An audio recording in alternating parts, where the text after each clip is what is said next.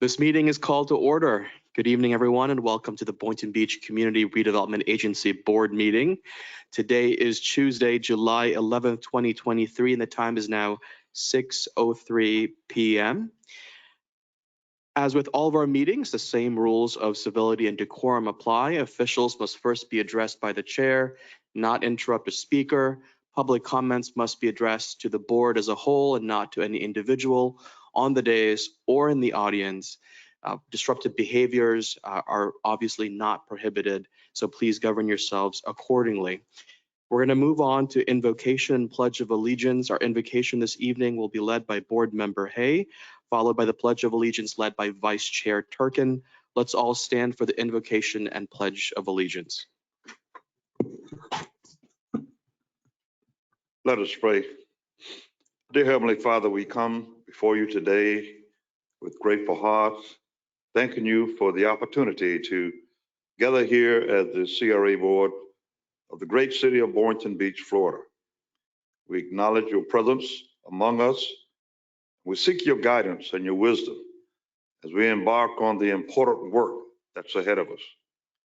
We pray that you would bless our efforts to revitalize our community and improve the lives of its residents. Grant us, Lord, strength, courage, perseverance to overcome any challenges that may arise along the way. We'll be so careful to give you all the honor and all the praise that you deserve. Let every heart say, amen. Amen.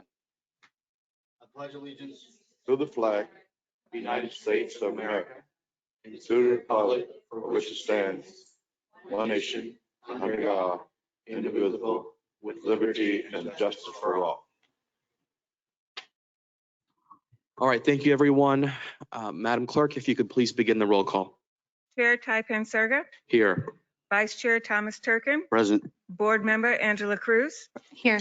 Board Member Woodrow Hay, Here. Board Member Amy Kelly. Here. Chair, you have a quorum. Thank you. Agenda approval, additions, deletions, reorganizations, or corrections to the agenda. As always, I'm going to ask my colleagues here to look at Section 15, CRA projects in progress. Which of those three items would you like to hear about? Otherwise, we can let staff know that they can go home early. They can go home early. Okay. I did. I'd like to hear about C. MLK project update. Yes, all right. I do. Sounds good. And we'll move that up, right? I don't care. That'll be fine. Yeah. Well, just so they don't have to Sure. stay. Yeah, I agree. Second. Perfect. There we go. He's here regardless, so it works out. Perfect. Now, if there were other MLK items, then yeah, I would definitely put them together. Anything else from my colleagues? Just go down the dais. Board Member Kelly, anything from you? The mayor or chair, I thought we had tabled, I just want to make sure it's identified, the advisory board pending assignments. I thought we had tabled that. It's not marked as tabled, so I just didn't know if it was supposed to be marked tabled. That's just a placeholder. Okay. It's there in every meeting, but yes, we did table that item. Okay. Maybe we should just indicate that just for clarity's sake. Yes, I believe it's still pending and it's been tabled to the meeting after the appointments of the 5 vacancies by commission. Right. So I know. Right. So I know on our commission agendas, if it's been tabled and it's put off to another meeting, that date is, or that month is put on there just so that we don't have to keep talking about it. We can put it in future agenda. Yeah, just no, in general, just put the word table on it. Okay, just for clarity. of course. Thank you. Thank Okay. you. Yeah, absolutely. Anything else from you? No, thank you. And Board Member Hay, you were good? I'm good. That was good. Vice Chair, anything from you? I just want to get a quick update from staff on the agreement for the Magnuson House at 211 East Ocean, where we're at with that. So quickly, the agreement has been forwarded to Mr. Barber and his partner to sign, I believe, right after the board meeting, the last board meeting, and we still have not had it executed yet. And I know Bonnie and myself has provide emails, reminders, as well as call on almost a weekly basis. So I haven't heard anything, but I will be glad to reach out and really bring it up to the next board meeting if you'd like for a status of that. Yeah. maybe requested his presence, just to see if he's gotten in his site plan approval process. I think that was the extension, you know. I'm happy with that, Vice Chair. I don't care if it's in person by him or in writing. Either way, as long as we get the update. Yes. Yeah. Did you have a preference? No, personally, whatever is more efficient for everyone. so. Okay. If you Just could We can bring send it us- back. We Yes, can do bring the that. item Yeah. back and then just reach out to him, and he can either virtually attend or in writing respond to what the status is, or appear in person. It's up to him. All right. Okay, perfect. Sounds good. Anything else, Vice Chair? Nope, thanks. Board Member Cruz. No changes for me. All right. With that, if there's nothing else from my colleagues, may I have a motion to approve the agenda as amended? So moved. Second. We have a motion from Board Member Kelly. I heard a second from Vice Chair Cruz. All those in favor of the amendment say aye. Aye. All those opposed say no. The ayes have it. Motion passes unanimously. We're going to move on to legal ethics training requirements. Ms. Dewey, I'll leave that to you. Hi there. Well, it's first of all nice to see you all in person. I get to work with your staff, but I haven't seen you in a bit. Ms. Rosmel is having travel issues and wasn't able to make it back as she was planning to for this meeting, so I get the pleasure. This issue is before you just as an update. There are no changes required for your behavior. It's just an update that this legislative season, they changed the title of this requirement that was put in last year to require CRA board members to receive 4 hours of ethics training. As you all receive that as part of your positions as city council members, you do not need to take on any additional training. So it's just an update on legislative activity that may have affected you, but doesn't because you are already trained. So that is all, unless you have any other questions. Here. Go ahead. My only question, Tara, is is there a strict deadline in the law that applies to, like, I want to make sure that they don't say the CRA board members have to have it within a certain amount of time, and it's different from our city commission. And so then we're out of compliance or anything like that. I just want to make sure if there's time that if there's time restrictions, that it then correlates with our city commission requirements so that there's no lapse. So the statute reads that it begins in the calendar year. It's for each calendar year the training is required. So I would imagine that your deadline to get the training for 2023 would be December 31st of 2023. If that is incorrect, if I have to update that with any additional information, I will send you all an email and let Twee know. But I believe that the end of the year would be the end of the calendar year, as that term is used in the statute. Okay, thank you, Tara. Is that it? That's it for me. Okay, well, thank you so much. We're going to move on to disclosures of conflicts, contacts, and relationships for items on the CRA board agenda. Let's begin with Board Member Cruz, and we'll go in reverse order. I have no disclosure for today's meeting. Okay. Vice Chair, No disclosures, Chair. thank you. No disclosures for myself. Board Member Hay No disclosure for me. and Board Member. I do not have any disclosures. All right, either. thank you. We're going to move on now to public comments. Same rules as always. This is for public comments on consent agenda items as well as items not on the agenda. Chair, you skipped 8. Oh, I'm sorry. How did I do that? 8, announcements. We can't miss this. Come on up, Mercedes. Thank you. Good evening, Board. Mercedes Coppin, Business Promotions and Events Manager. We are very excited to bring the Boynton Beach Night Market back to downtown Boynton Beach on July 29th from 5 to 10 p.m. It will be held at the Centennial Park and Amphitheater, 120 East Ocean Avenue. This is a free business promotional event that will feature a variety of businesses, including restaurants, retailers, artisan, and professional service providers. They'll all be exhibiting their goods and service, and we invite the community out to support them. The event will also feature live music and entertainment. We'll have 3 bands, including the School of Rock, JP Soars and the Red Hots, and Making Faces. And we will also be partnering with Fly and Flow Fitness for a special aerial art performance throughout the event. There will be free parking available in the sites surrounding City Hall, and we will have crossing guards on site to assist with pedestrian crossings across Boynton Beach Boulevard, as well as Seacrest. We will accept vendor applications for this event through Friday. That is a hard deadline for us. We're very excited to welcome as many vendors as possible. If anyone is interested in registering, they can email us at register@bbfl.us. Any questions? Any Okay. questions from anybody? Okay, we're Thank looking you. forward to it. Thank you. You're welcome. All right, so now we're really going to move on to public audience, public comments. Again, for items under consent and anything not on the agenda. And of course, after those in person, we'll go to those online. So let me switch the timer, begin when you're ready, and state your name for the record. Okay, 1 second.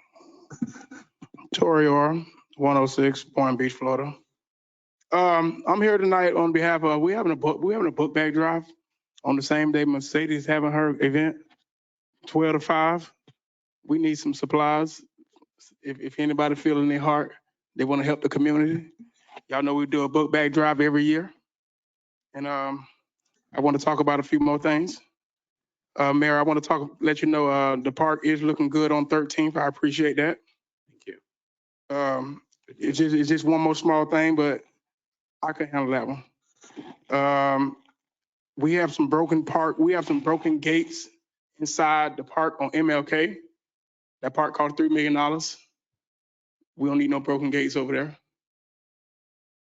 on MLK. So I know I got to talk to the mayor. I can't call my commissioner because I don't have one. He told us that we don't vote for him, so we don't ask him for nothing. Let me see. Yeah, like I said, we're doing a fundraiser for our book bag drive on the 22nd at the Carolyn Sims Center. We're gonna do it in the back there where the kids be playing football at. We're gonna try to raise money for it. But if we don't, our book bag drive Miss Tui is on the 29th from 12 to 5 at the Carolyn Sims Center. And we will be giving free food away to our community and the kids as well, hot dogs and hamburgers. And it would be nice for them to come see some of our officials. I'm too scared to say our commissioner. I would say the mayor and the city manager of some other commissions, because ours don't give a damn about us. Let me see. How much more time I have left? I had a good Juneteenth. You know, I didn't see a lot of y'all out, but I did see some out, and it was a good event. I appreciate the city, coming out supporting it, even though it's a city event. So I would think I'd see more. But it was a great event. The 4th of July was a great event. Nice people out everywhere. I went to both of them. And I'm here on behalf of the community, letting y'all know I will be speaking for Bernard. He will be living through me forever. You know, as I come down here, I ask him to give me the power to not curse up here. And he did it for 3 minutes. Thank you, brother. Because we don't have no commissioner in our community. He told us we don't vote for him, so don't ask him for nothing. So I'm saying, who do we ask, Mayor? Who do we ask? That's all I want to know. Who do we ask if we can't ask our commissioner? He said we don't vote for him. How does he know who don't vote for him in this community? How do one person know that? That's kind of strange to me. And I did, but hey, it's all good. That's a wasted vote, I feel like. And y'all have a good day. All right, thank you. Anyone else from the audience? All right, seeing none, we're going to go to those online. Ms. Kerfman, do we have anybody with their digital hands raised? No hands are raised at this All right, time. with no digital hands, that means public comments are now closed. Thank you, everyone. Moving on to the next portion of the agenda, which is consent agenda. Are there any items under consent that my colleagues would like to pull? Any requests from anyone? All right, seeing none, may I have a motion to approve the consent agenda in its entirety? We have a motion from Vice Chair. Is there a second? Board Member Hay. All those in favor of approving the consent agenda as a whole, say aye. Aye. Aye. All those opposed, say no. The ayes have it. The motion passes unanimously. Again, we have pending assignments. That's forthcoming, right? So we're going to move on to old business. The first item, 13A, discussion. Excuse me. Yes. Did we put that on future agenda? Which? The crime, item 11? It was just table? Yeah. Oh, okay. All right, so old business 13A, discussion and consideration of the new RFP for the CRA-owned property located at 401-411 East Boynton Beach Boulevard. I'm going to turn to our executive director to introduce this item. And I will have our assistant director, who's the project Okay. manager of this, pass it to him. Good evening, board. Good evening. For the benefit of the public, the CRA received a letter of intent from the United States Postal Service. Due to the pending sale of the current USPS location at 217 North Seacrest Boulevard, the USPS needs to relocate its retail operation and express the importance of maintaining the retail component east of I-95 within the downtown area. The USPS LOI proposed the CRA issue a request for proposals, request for qualifications to qualified parties to purchase the CRA-owned parcels and construct a freestanding building, which the USPS will lease on a long-term basis. The construction would include a 3,474 square foot retail post office with 22 parking spaces. On April 11th, 2023, the USPS stated they were committed to the project and were willing to work with the requirements of the CRA to develop the property. However, the USPS indicated it would not be able to operate a post office in the buildings proposed in either of the RFP responses that we had received back from the proposers. On May 9th, the CRA board approved the motion to reject all bids and have staff bring back all options available for development of the site. And at the last board meeting on June 13th, the CRA board authorized CRA staff to advertise the request for proposal, request for qualification, including government solicitation tools and professional associations with wider reach, in addition to the previous outlets previous outlets and tools and associations. So we will be looking at utilizing Demand Star and other professional sources, including but not limited to Commercial Real Estate Development Association, Urban Land Institute, et cetera, to advertise the RFP, RFQ. The proposed standard requirements and evaluation criteria are the same as which were previously advertised. However, for your discussion and review, we've included a proposed revised schedule for the new RFP, RFQ, and you guys can discuss that and we can evaluate it. And if you find that acceptable, we can release that RFP, RFQ and see what type of responses we get.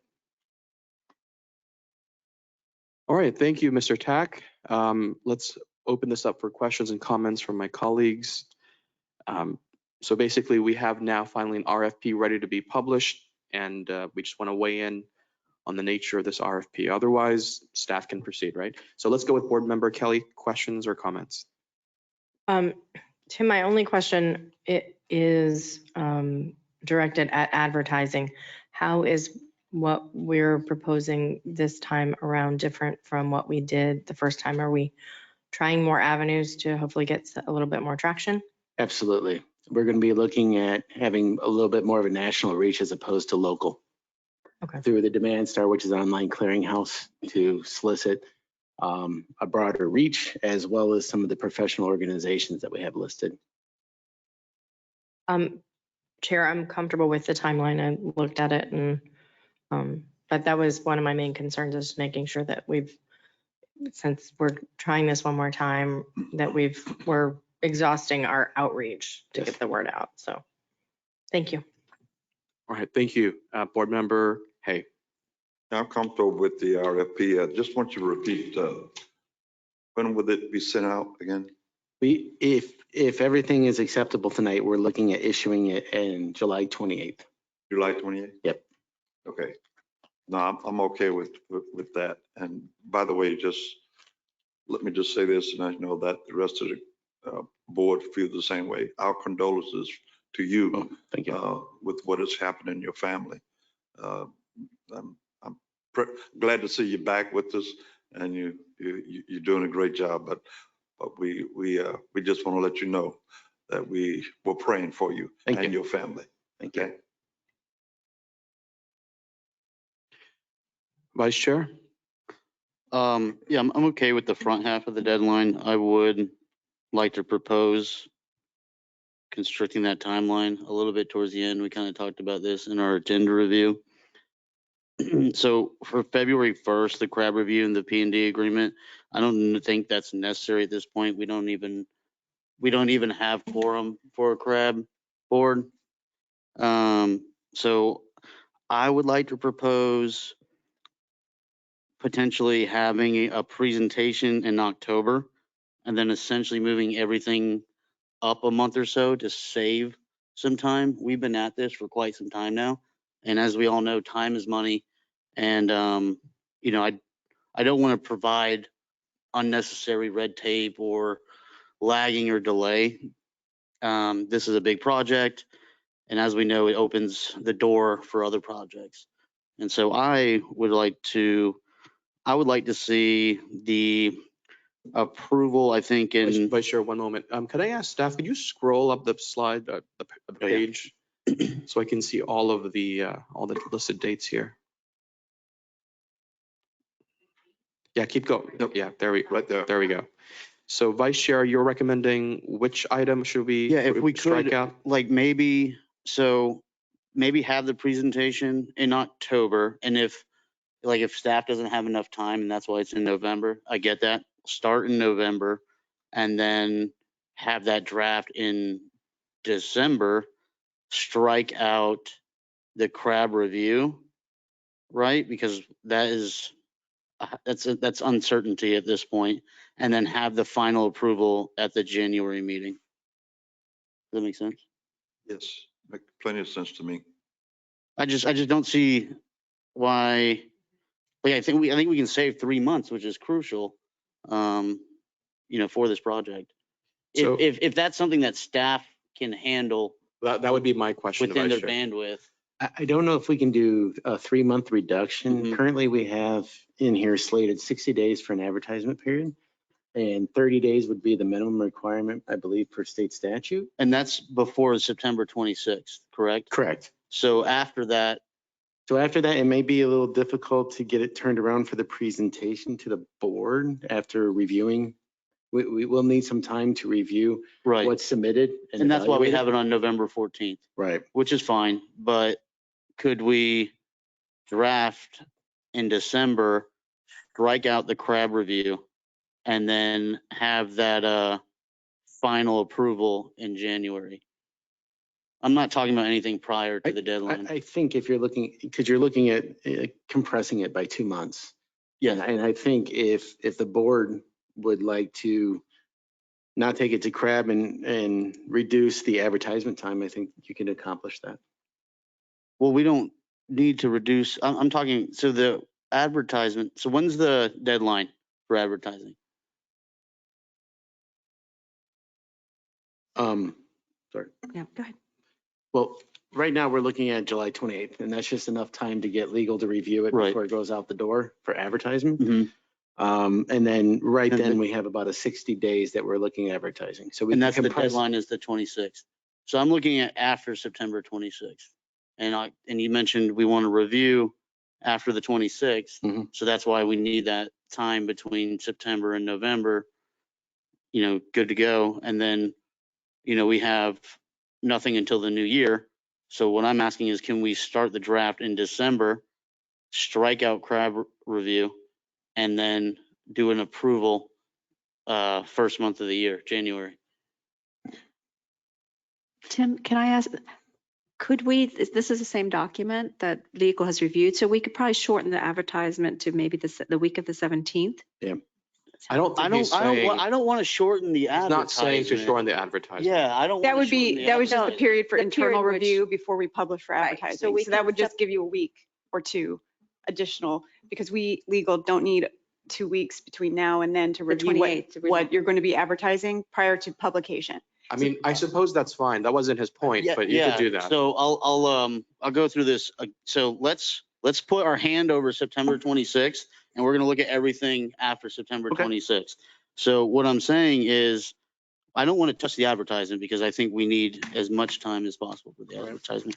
What I'm saying is, can we start that draft there's a presentation, we'll discuss, start that draft in December, and then strike out the crab review, and then have the approval at the January CRA meeting. The only thing that we may have difficulty doing is being able to present in October with a submittal deadline of late September for the publication. I think he's suggesting that the presentation stay on the 14th and the draft purchase and development agreement show up on In December. That is correct. Get rid of the Thank you. crab Yes. and have the board approval in March. And I would say as the person who's No, not the board approval in March. board approval in January, Yeah, I'm sorry. like that. Yeah, sorry. Yeah, if you That do, would. if you do the draft in December, everything gets moved up sooner, Yes, which is what he's saying. yes, and that would be into January. The only thing I will just tell Mm-hmm. you is your legal department is ready and willing to do that. It is the Okay. holidays, and whoever the RFP responder is, their attorneys are going to need to review the agreement, USPS. So we, on your side, can work really hard to make that happen, but we can't necessarily, as there is legal review involved, there's going to be some time. We can leave that as the So in date. other words, you're saying it's not fully under our control. Correct. Right. Our part we can do, Right. their part, So- who knows? Can Because that we- would require a very quick turnaround of selection and So can Yeah. we propose that with a contingency that if we need to extend, we can extend? So these are target dates Okay. only. So you can, we always put a caveat in there that these are subject to change, and we will inform all the respondents if anything changes. So we can certainly target those. But like I said, I know Mr. Hancock is online, if he can speak to the USPS in terms of their turnaround time. But it also depends on the proposers and how much negotiation they need. We can make everybody aware at the pre-submission meeting that we are looking to expedite this and that they need to have all the things that's needed and expeditiously go through the process if they're selected. We can certainly do our part in that. Yeah, that's all I'm asking, just on our end, control what we can control. we Chair. will do that. And that's obviously if you guys are comfortable with that. Thank you, Vice Chair. Board Member Kelly? The only thing I wanted to point out just to the board is that November 14th, the week of that, is National League of Cities in Atlanta. So I don't know if that meeting is going to end up getting changed or moved. It starts, When- pre-conference is the 15th. So the Wednesday? 14th would be your, 14th or 15th would potentially be travel days. So I'm just reminding. good. So maybe we I'm glad could Right. do it on the Right. 13th. We could have that CRA meeting on the 13th. Right, so maybe we can look at what our alternatives are now and Okay. not wait until Yeah, that's a good point. it's on us. So we can definitely have our staff check to make sure the availability, if you are available on the 13th, we can do that, but we'll have to check with IT and our videography and everything for come back November next 13th. We'll meeting. bring back next, Right, yes. options, But- yeah. Thank you for that catch. Good catch. Yeah. And we can date it, presentation to board November 2023, whatever that, the board meeting. We don't have to have the date right now for the advertisement anyway. All right, so let's go back to Vice Chair's proposal and let's get consensus on it. If we have general consensus, I'm comfortable with what's been said. Where do we all stand? Wait, I have a question. Yes, go ahead. I mean, I know we talked, and Commissioner Kelly, I think you talked about this before, but the CRA Advisory Board, like, do we want to give them meaningful projects to work on? So, I mean, I thought that this was a great idea for the board to review. I mean, it's up to the board, but I don't know if, I think that would be part of like something positive and something meaningful that the board could look at, as we haven't really had that much for them to look at all lately. And since it's going to be, it looks like it's next year. I mean, if we haven't had consensus yet, I mean, I think that if we can get more people appointed by then, we might have a full board.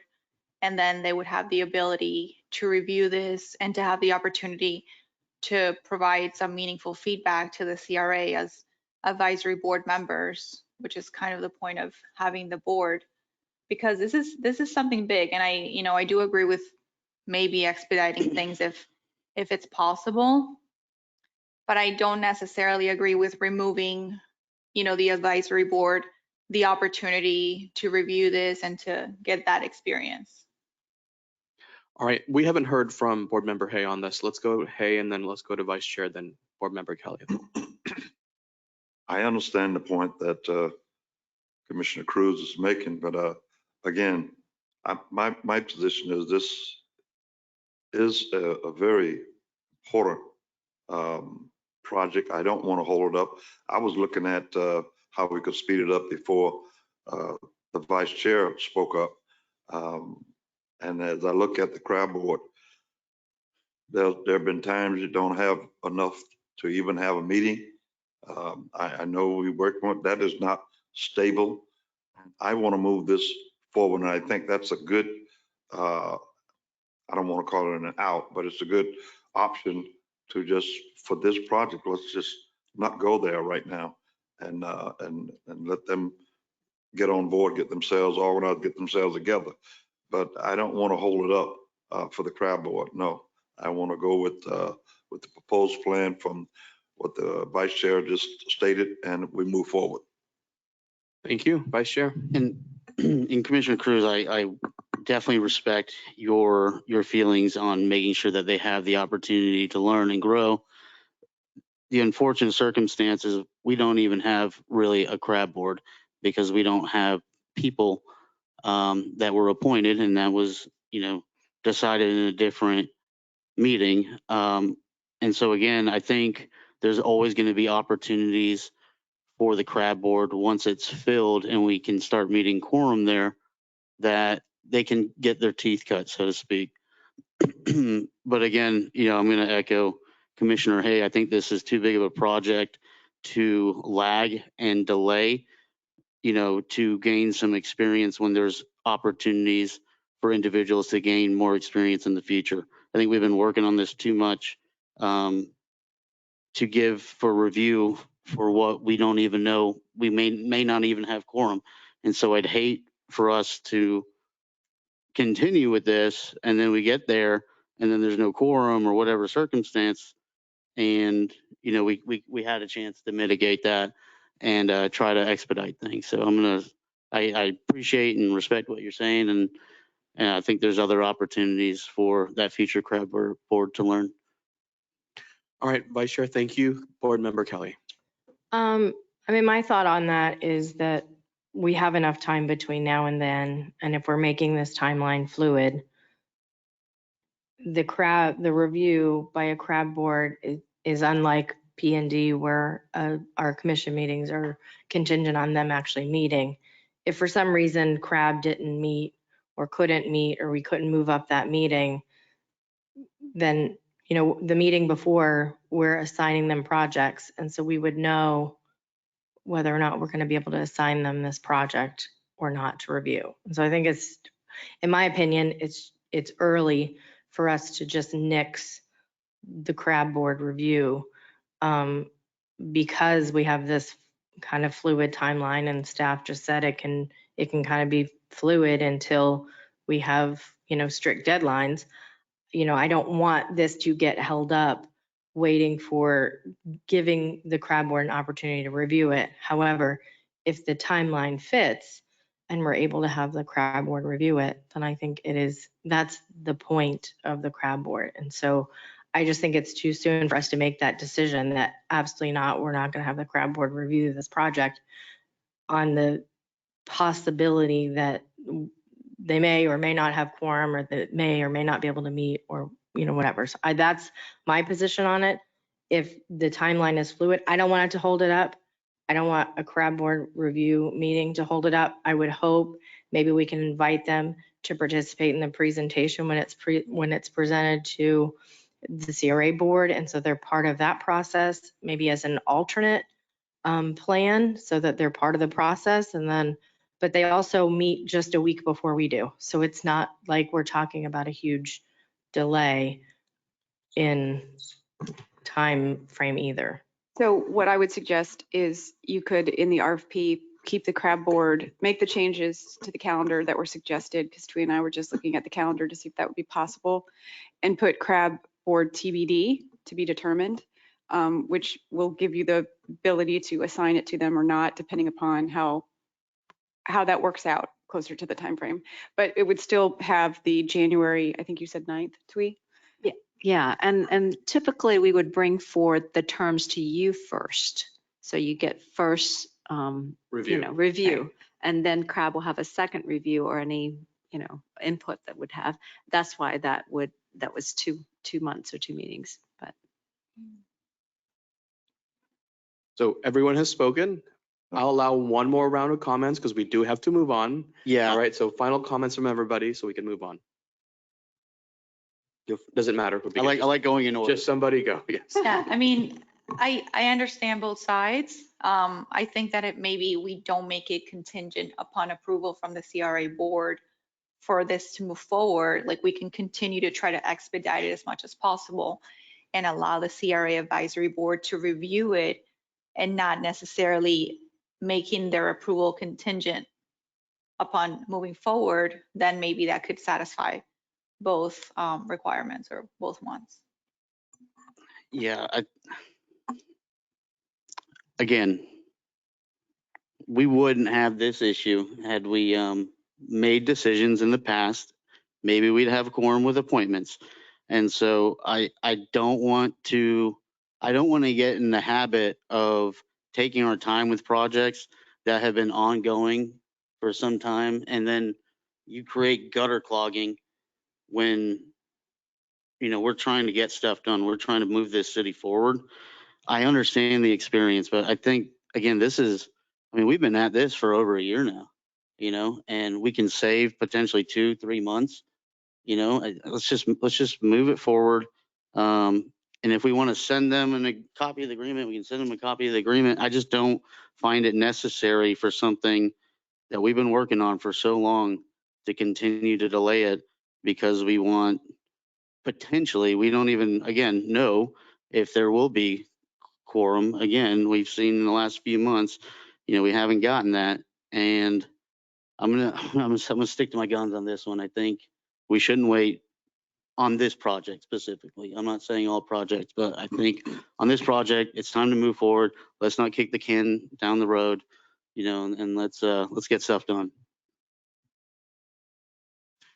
Just for clarification, what I said was to not make the CRA advisory board approval contingent on us moving forward, which means that even if they see it or not, we can still continue to move forward regardless of what happens with the advisory board. I think I don't know if I made myself understood or what. Thank you, both of you. We're moving on to Board Member Hay. I believe what I heard earlier, I guess I need to clarify. Did I hear that you said that the board here would get first crack at it and then it would? Yep. That makes no sense to me because we are the final decision. And so if we've made the decision on this, and now it's going to go to the CRAB board for what? I mean, it doesn't make any sense to me to go that direction. They're going to come up with something that's going to overturn our decision, and it comes back to us, and we make another decision based on what they found.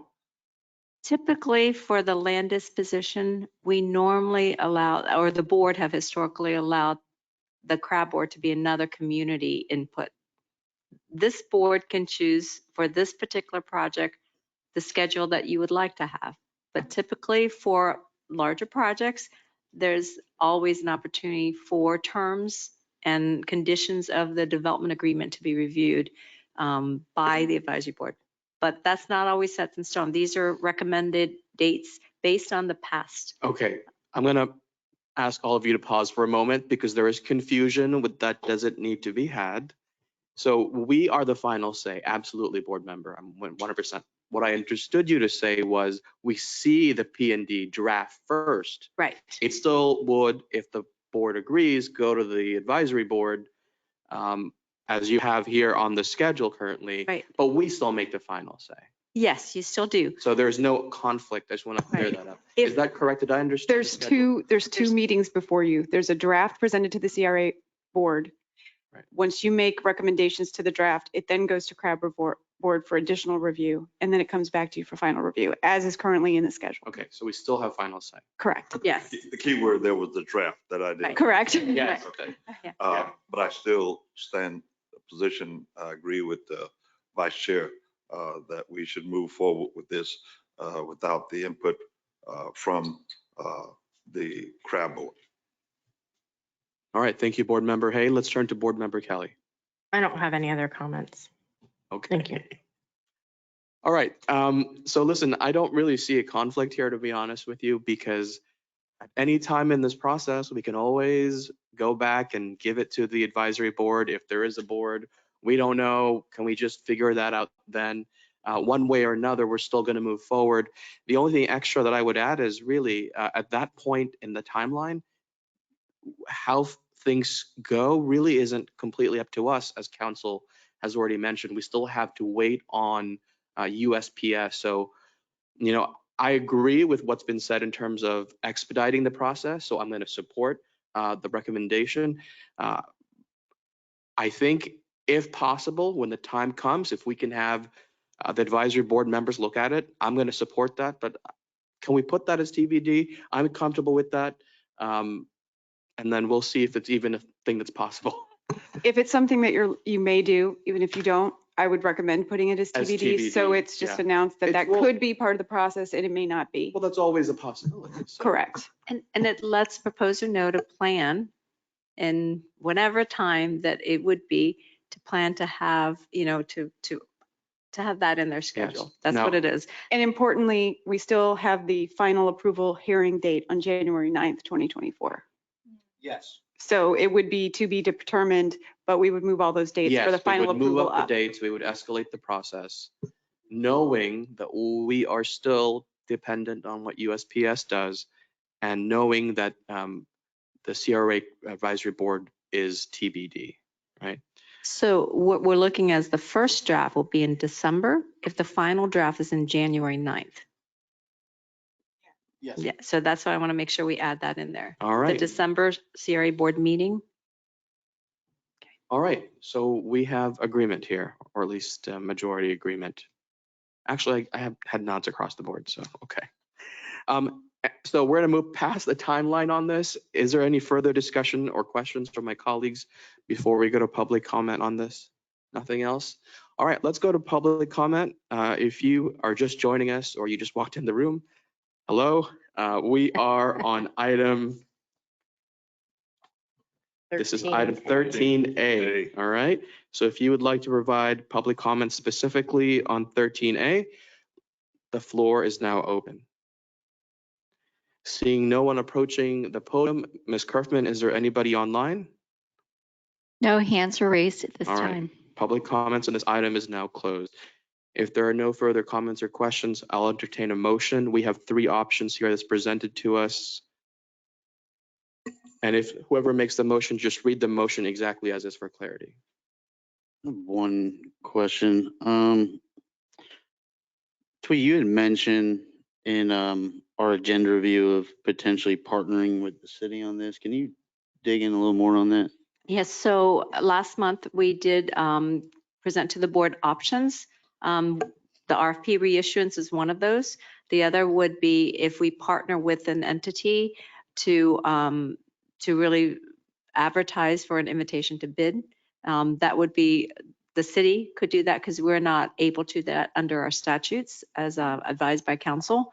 So that's one of the discussion that we had to bring you up to speed to where you're at. But that's something the board can also choose if this is not an option. So if this doesn't pan out, maybe that's something you can do, or the board under consensus, you know, can direct us to do otherwise. Because we can't, so I know we ran into a couple things. So we could partner, hypothetically, we could partner with the city, right? And then we would reimburse them. Is that how that would work? So there would be some, there'll be an interlocal agreement where Mhm. the city would, if staffing permits, they would bid the project out. We will then work with them towards bring the project through design and construction. And again, the ILA will be there for us to incur any costs and reimburse them any costs to build the shell of the project. Right. And then the post office would then work with that contractor for the interior. Yes, Yes, Mr. Rick Hancock is online. Yes, the interior improvements will be up to the post office to reimburse for that cost, What would be like, that cost. what would be like the pros and cons of doing that versus with sending this out? Because I know initially we wanted to try to just keep it within the CRA, and obviously we can't do that. Right. I know you guys can work quick. You guys could support the city. So the pro is that you probably have abbreviated timeline. You would control the time and cost. Right off the bat really is you'd have to budget the cost to pay for the construction of the project and to pay for the design of the project. So the city would have to front the money, we'll reimburse them for those costs, but you will save in the timeline and you will have a more definitive timeline, and we would know once we bid the project out how much it'll cost. So you'd have to budget that into this year's budget for design at least, and then to budget either this year or next year for the construction to reimburse the city and make sure we work with the city on that. So we'll have to go to commission, as well as the ILA will have to approve by the CRA board, and then we'll go to commission for the terms and how that project gets done. And we'll have to coordinate with city staff. We'll do the lion's share of the work, but they'll have to help us with the bidding of the project. Correct, Tara? Right? Yeah, there would be timelines associated with the public bidding process as well. It wouldn't necessarily apply if a private RFP company was coming. So we would have more, I guess, I don't know if control is the right word, but we would have more oversight Definitive for time and cost. Right. And cost is a big one, especially in this economy. So, I mean, I don't like, if we could get that done, I kind of would be in favor of that. Is there any precedence for this? That the CRA is partnered with the city in something like this? I'm sure there's many joint projects the Syrian city has done that. I would probably also, maybe if Mr. Hancock can weigh in on the tenant improvement, how that works once the shell's done, to make sure that there isn't an extended amount of time that they have to go through to do that. I don't know. Vicky, is Mr. Hancock able to? So that once we built the shell, what goes forward to move that retail operations there? Yes, good evening, folks. This is Postal Service. Can you hear me? Yes, good evening. Excellent. Thank you very much, Twee, members of the board. I highly recommend that we move forward with the private RFP as determined and expand the advertising and stick with the simple 1, 2, 3 approach and not bring in the city at this time. I've done this a few times in the past, and I think we just have to broaden our horizons to find a developer who is capable of providing the shell at a reasonable cost with the information, and then be able to do a deal with us and to just simply buy the property from you. I think that's a simpler process. And in terms of the fit out, the actual build out, the internal build out from shell, which the shell is obviously to be determined and negotiated, is a postal cost. It's done by a postal contractor. So it isn't a build to suit, it's a build to shell. So the Postal Service has a very large investment in turning the shell into an actual post office, which is really proprietary information and proprietary work. And we have job contractors, specific contractors hired to do that. So that would never be part of any bid process with either the developer or if you chose to go through another process. That's internal postal cost. All right, Thank you for that clarification. Our sir. delivery is just the shell right, through the RFP. makes sense. Yeah. All right, Vice Chair, did you have any other questions or comments? No, I'm okay to go with the recommendation. All right, anything else from anyone? Again, motion is ready anytime. Motion to approve. Could you read the motion exactly as is? Motion to approve the RFP RFQ for the CRA owned property located at 401 to 411 East Boynton Beach Boulevard, and issue subject to USPS and final CRA legal review, including the updates with the timeframes that were discussed. Okay, I know it always makes legal feel much better when we state it explicitly, so that's a good thing. And the second was Board Member Hay. All right, all those in favor of the motion say aye. Aye. All those opposed say no. The ayes have it. Motion passes unanimously. Thank you, everyone. We're going to move on to 13B. It is an update on status of joint city/CRA meeting regarding draft scope to amend the 2016 community redevelopment plan. So this is just an update. No decision is being made. I believe, Executive Director, you were asking for dates as well. Okay. So the board gave us direction to work with the city staff and city clerk to come up with a comparable date in September for a joint meeting concerning the CRA plan amendment.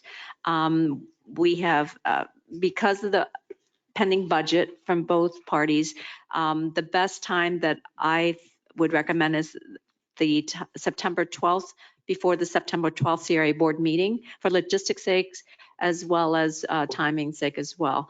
The alternate date would be October 10th, also a CRA board meeting, maybe an hour or so before the CRA board meeting. And I just want to make you all aware, and which you know already, of the conferences that are coming up, both from the city as well as the CRA board, and those are in the agenda cover with the upcoming conferences. So we just need direction. If those 2 dates does not work, we can also recommend another date. But So- September's tight for you guys. You have a lot on your plate, and Yes. August you also have a lot So with the in budget. addition to determining the date and time, I want to make sure that an hour is sufficient for this meeting. What do you anticipate that we'll be covering in the meeting exactly? I just want So to make sure an hour is Right. sufficient. So really the scope of work has been distributed to city staff, as well as has been discussed here. There were very minor changes to the scope of work. Vicky, is it in one of the attachments? One of the items is really looking at the, again, the scope for the consultant that will be hired to do the CRA plan amendment. One of the items is really looking at the boundary and looking at, again, the task that's in the drafted scope of work. So rather than having the CRA board discuss this item and the city discuss this item, city attorney had recommended be a joint meeting so that it can be discussed openly and properly noticed. I think probably an hour should be sufficient. However, I'm not sure how much public input that you're going to have for some of that. Again, it's just the scope for the consultants to know what it is when they're preparing prices and proposals to the CRA board. Right. So we're not making any other decision besides here's the scope so we can hire the consultant. Right. Okay. And Okay. you can go through negotiation and you may decide that, it may be too costly for the timeline to do some of these tasks also. So you can, once you select the consultant, we'll go through contract negotiation with them as well. And we'll bring back a contract before they start work. This is things that they need to jump through hoops to get the job. Right. But that'll be done separate meeting. Right. Okay. So that's. So I think an hour should be sufficient. Okay. All right. Sounds good with me. What about the dates? Let's begin. Was that a hand up, Board Member Kelly? No, not really. I mean, my only suggestion we've done it for commission meetings is that we did this at 5, that meeting at 5:30, and then the CRA meeting would follow at 6:30. That would be my only input. But the dates looked fine. We already have meetings, so it's on our calendar. That's a good point because I know several of us have to come here from work. So I just want to make sure you have enough time and not rushing through traffic. Is everybody okay with moving it to 5:30? And then we'll begin the commission meeting, which we can't change here, but we'll have to change it some future. I can't say that. Actually, Oh, no, you wait, will- what? It's fine because it's joint. Yes, so it's a joint meeting at 5:30 and the CRA board. No. The time of the next meeting afterwards. Right, That we can't figure. Yeah. that will be a CRA meeting. So you can Oh, change the it's CRA. CRA. Oh, I thought it was a city that was Yeah, right. Okay. yeah. Okay. I good. just have to coordinate with city Yes. staff to make sure city attorney. Just trying to be cautious. here. Yes, the city attorney, city manager, and affected staff will be available at 5:30 for the joint meeting. And then you'll go to the It's CRA, CRA. So okay, we will good. make the changes to the CRA board meeting to start at 6:30. And then we'll work with the videographer and IT staff and other city staff. Okay. Anything else from anyone on that? Date, time, duration? And this is a final, so would you like a proper motion, council, with public A comment? date out of, Yeah. there's I- a September and an October. I think you just need to give a preference. Thought it was, I heard a yes for September, but Well, I mean, We'll both double were check. fine, but do we want to keep it flexible in case city staff is better one day than the other? Or we just, are those dates good on both and we just need to pick it? September. September, and then we have the other one as October 10th. backup. Why don't you take both to the city and Right. See which whatever one. you guys decide is, I, if this board is agreed. I prefer Board can September make- and then. If we have quorum, and if the board is able to make those 2 dates, we can bring back next month with the date. right. I just Oh, want to we're make sure picking a we date have, now. Yeah, the flexibility, yes. I just want to make understand. sure we have some leeway and some backup. Sure. So the direction is take these 2 dates to the city, and if it works with them, then you'll bring it back. We'll confirm which date it was chosen. Yeah. Okay. All right, moving on. 13C, discussion and consideration of Third Amendment to contract with Lewis Longman and Walker LLW for legal services. I'll turn that to you. So we do our best to keep our costs as low as we can for you all. You're a very valued client to us. So we do not do an annual increase and we do hold off as long as we can. The proposal in front of you changes the retainer from 6,000, the current retainer at 6,000 to 7,000. Our partner rate is going an increase in $30 to $300 partner, and associate rate is a $25 an hour increase to $245. We're also are going to update reference that the general management of legal teams falls under the retainer, which is how we practice in any event. We have team meetings with your staff weekly, and that always goes under the retainer when we are just catching up, as does my review, because in order for me to be available for you tonight, I stay apprised of what you all are doing. Even though you don't see me, I'm there managing as well with Ms. Frosmel. So that all is under the general retainer to make sure you have a full staff at the firm. We are also bringing on a new lower level associate to do work more efficiently with you all, to make sure that we're, if it doesn't need to be Catherine or I, it isn't Catherine or I for your cost benefit. If it is an outside service under one of the contract negotiations or something of that nature. So again, we value you very much as a client, and this is the requested amendment, and I'm happy to answer any questions. Just a note, we also have a senior legal advisor, Ken Dodge, that does all of our closing and our acquisition. So, we do have a good complement of staff. It's just sometimes when we need things rush, that's where that extra additional associate. All right, thank you. Questions, comments from my colleagues? Let's begin on my right this time, and then after all the comments, we'll go to public audience. Vice Board Member. Thank you for explaining. I think that's reasonable. Thank you. Okay, Vice Chair. I don't have any questions. Thank you. Okay, Board Member Hay. I'm good. Board Member Kelly. No questions. I am Okay. good. Thank you, Tara, and thank you to Catherine for always being available to us and being thorough and patient with some of the crazy stuff we throw your way. So thank you. Okay, so thank you for allowing us to serve you. It's safe to say that we value you as well, so thank you. If Ms. Kerfman, if you could just move up the screen to the motions options here, the very last page. Let's turn to public comment. If anybody in the audience would like to speak on this item specifically, now would be the time to approach the podium. Seeing none, we're going to go to those online. Ms. Kerfman, is there anyone with their digital hands up? Board Chair, there are no hands raised. All right, public comments on this item is now closed. So who would like to make the motion? Just feel free to go ahead. motion to approve the third amendment to the legal services agreement providing for a monthly retainer of $7,000 and an increase of $30 in the hourly rate structure for shareholder counsel and a $25 in the hourly rate for associate counsel services on project related items. Second. Okay, we have a motion and a second. The motion from Board Member Kelly, second from Board Member Hay.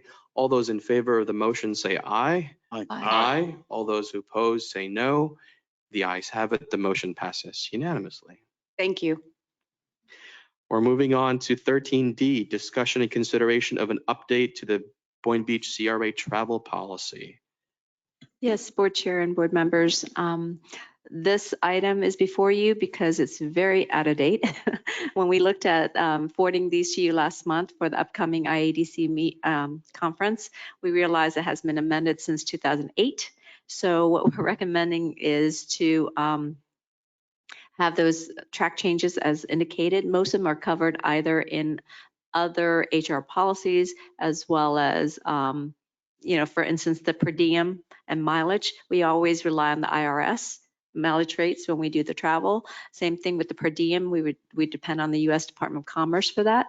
As you can see, the breakfast now will allow reimbursement of $17 per the U.S. Department of Commerce, but it's still at $12. So we just want your approval for this. And we also added, similar to all of our HR policy, that all expenses to be incurred the most cost-effective and economic way for the public service component of it. So if we can get direction to approve this, that will be helpful for the next item, which is the travel, some confirmation for the travel to the IADC conference. Who would like to begin? I know we started to my right last time. If you wanted to begin on my left, Board Member Kelly. Thank you, Twee, for bringing this up. I think that you're right. It's outdated and we just need to make it more generic so that we don't have to try and keep up with the times with these. So I'm fine with the changes of just making it be that whatever it's set for that time, frame, that it complies. So thank you for updating this. This is to apply to the board travel. We don't have really options for the crab board because again, that's a city board and we don't want to open the options for everybody, Right. It's the travel for the crab board is at your discretion. Right. Board Member Hay. I'm okay with the changes that proposed. I would just suggest moving forward that we have sort of some kind of timeline to review this. 2008 is a long time since this thing has been looked at. And I think we ought to put it somewhere on the calendar to review this every so often, whatever that number is. I'm not sure, but at least every 5 years or 6 years or something. Take a look at it. But I'm good. I'm good. All right, thank you. Vice Chair I'm good to go. and Board Member Cruz. Oh, thank you. All right, so thank you, everyone. Before we proceed, there is one item on this that is of concern to me, but let me pose it as a question because it may not be a concern. I almost asked the question, but I was just like, I didn't want to delay Listen, everyone else. Never hesitate. If you have a question, feel Is it free. okay for me to? You want to? It'll Sure, be super go quick. ahead. You go ahead. I Yeah. want to go last and go ahead. Can we go up? I'll try not to take long. I'll super quick.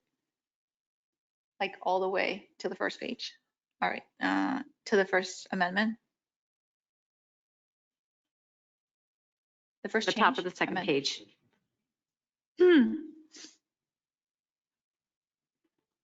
Right there. Okay. The only thing I saw that was a little bit that I wanted to question was just removing the executive director's travel shall be approved by the CRA chairperson. Does that mean that now the board as a whole will approve it, or our executive director can just travel without any approval? I'll step in. So the executive director, that's covered in the executive director's contract. So it's not necessary to be in here. It's just a duplicate. So that's why it was deleted. Okay. So the fact remains that you do approve the travel of the executive director. So every year you review my contract. So Understood. yeah. Okay. and So- and it tells you how many trips So thank you for bringing that up because that is actually the same point that I wanted to make. That was the only thing I thought Uh, about. in- France trip, so to look at the beautiful village. No. You know, in general, listen, if I wanted to travel, all of you are my check, right? And we check each other. If a staff member wants to travel, the executive director checks them. So the question is, what are the checks on the executive director? And so I just wanted to make sure that we have that discussion, that it's not that we're removing it here, that there is no check. It is just already contained within the employment contract. Yes, so I'm allowed one trip for my continuing education, just so you know, for the architect conference. And as we receive awards or, trips, that will be something that would, warrant us, because in the past, we didn't come to pick up our awards. And I know the board had an issue with that. So, but those are planned accordingly. We only have one or two conferences that we go to, IEDC, FRA, and for me, the architects conference to get the continuing education. But we try to limit as staff to the local as much as possible. And again, not missing work is an issue. And likewise with Tim as well. And we could tag you each other. remind me, what's the policy on your contract after that, after the pre-planned trips? Really, there isn't really a lot that I have for the pre-plan. I'm only allowed one trip a year. But if you wanted to make a trip thereafter, right? So if there was something else on top of Yes, that, so it we would would come back here. we would bring back to the board, like if we win an award, right? Yeah. And that we would introduce, like we do with the IEDC, the travel plans and things like that, like what you're doing. We were picked to be in a panel, so we brought that back to you as well. So yeah, so you'll know when we get awards to weigh in on the trips. Okay, sounds good. All right, public comments on 13D. If you would like to speak on the updated travel policy, now is the time to approach the podium. Seeing no one approaching the podium, do we have anybody online, Ms. Kerfman? No hands are raised. Okay, seeing none, we're going to move on. Public comments is now closed. We're going to move on with, do we have a proper written up text? Yes, we do. There it is. Motion to adopt the revised BBCRA travel policy as presented. Second. All right, the motion from Board Member Cruz, second from Vice Chair Turkin. All those in favor of the motion say aye. Aye. Aye. All those opposed say no. The ayes have it. Motion passes unanimously. All right, moving on to item 13E, continued discussion and consideration of CRA board travel to the 2023 International Economic Development Council's annual conference. This is just an item to follow up from last month. We just, because the conference is going to be a total of about $3,000, we do have a very high interest from the board to go. We would like to at least have some firm commitments of the board members that will be going. And because we'll need to probably move some money around for that to cover if all the board members would like to go, because it's approximately $3,000 per attendee. And just to reiterate that the board will book the travel plans because it's a lot more flexible for your schedule rather than staff just doing that.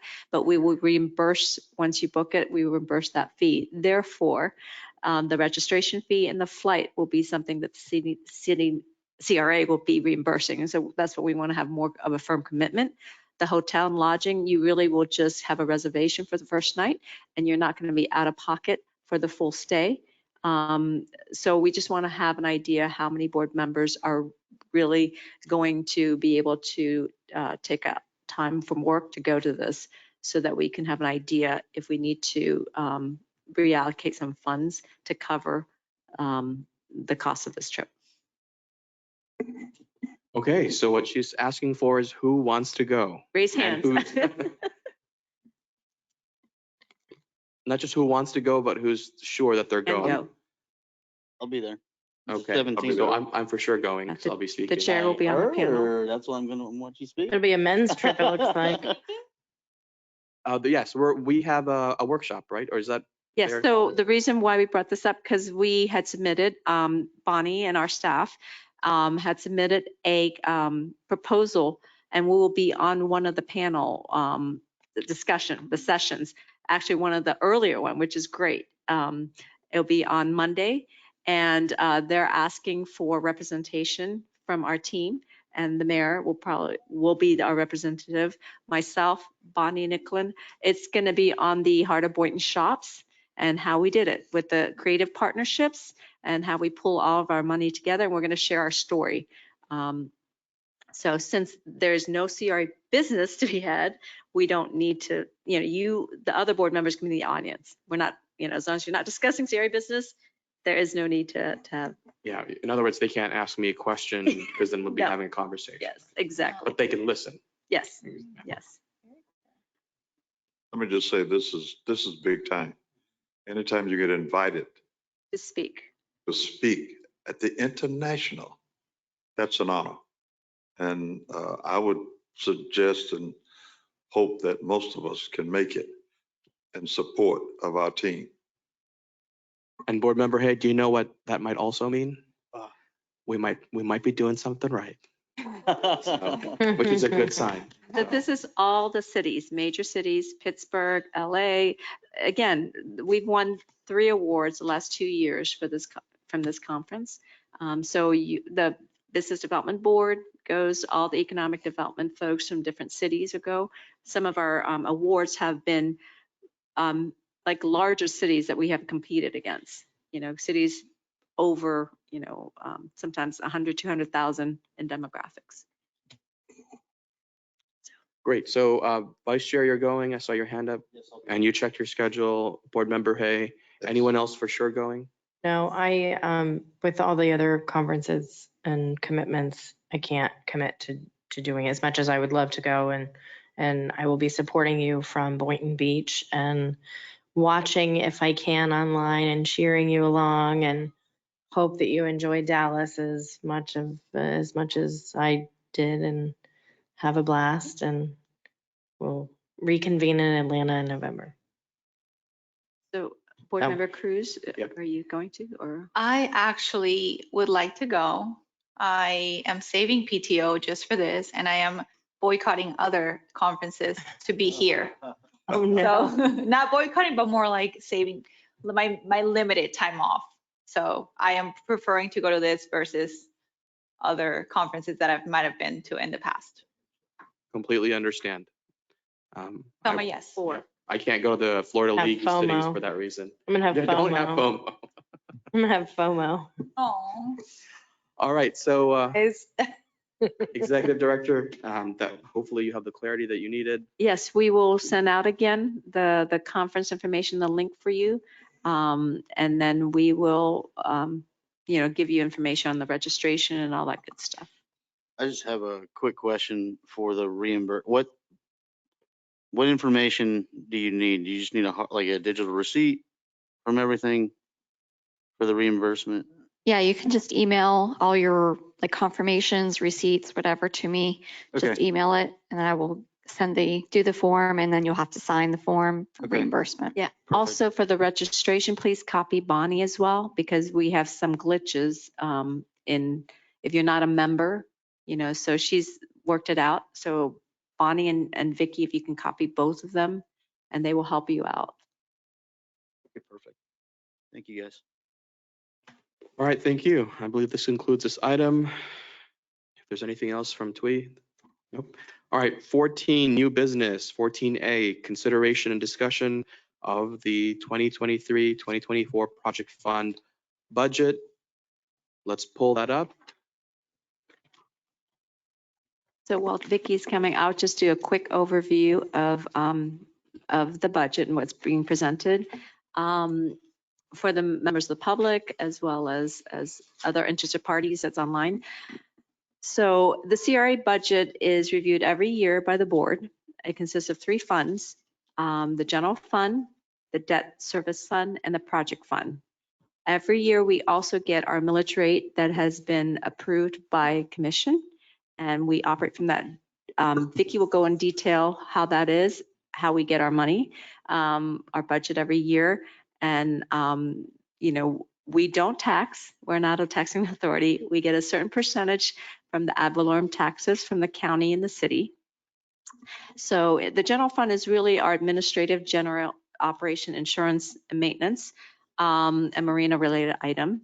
The debt service fund is really your financial obligations for bond repayments and any of the TRFA or the DIFA or any of the TIF agreements in the past that are our obligation.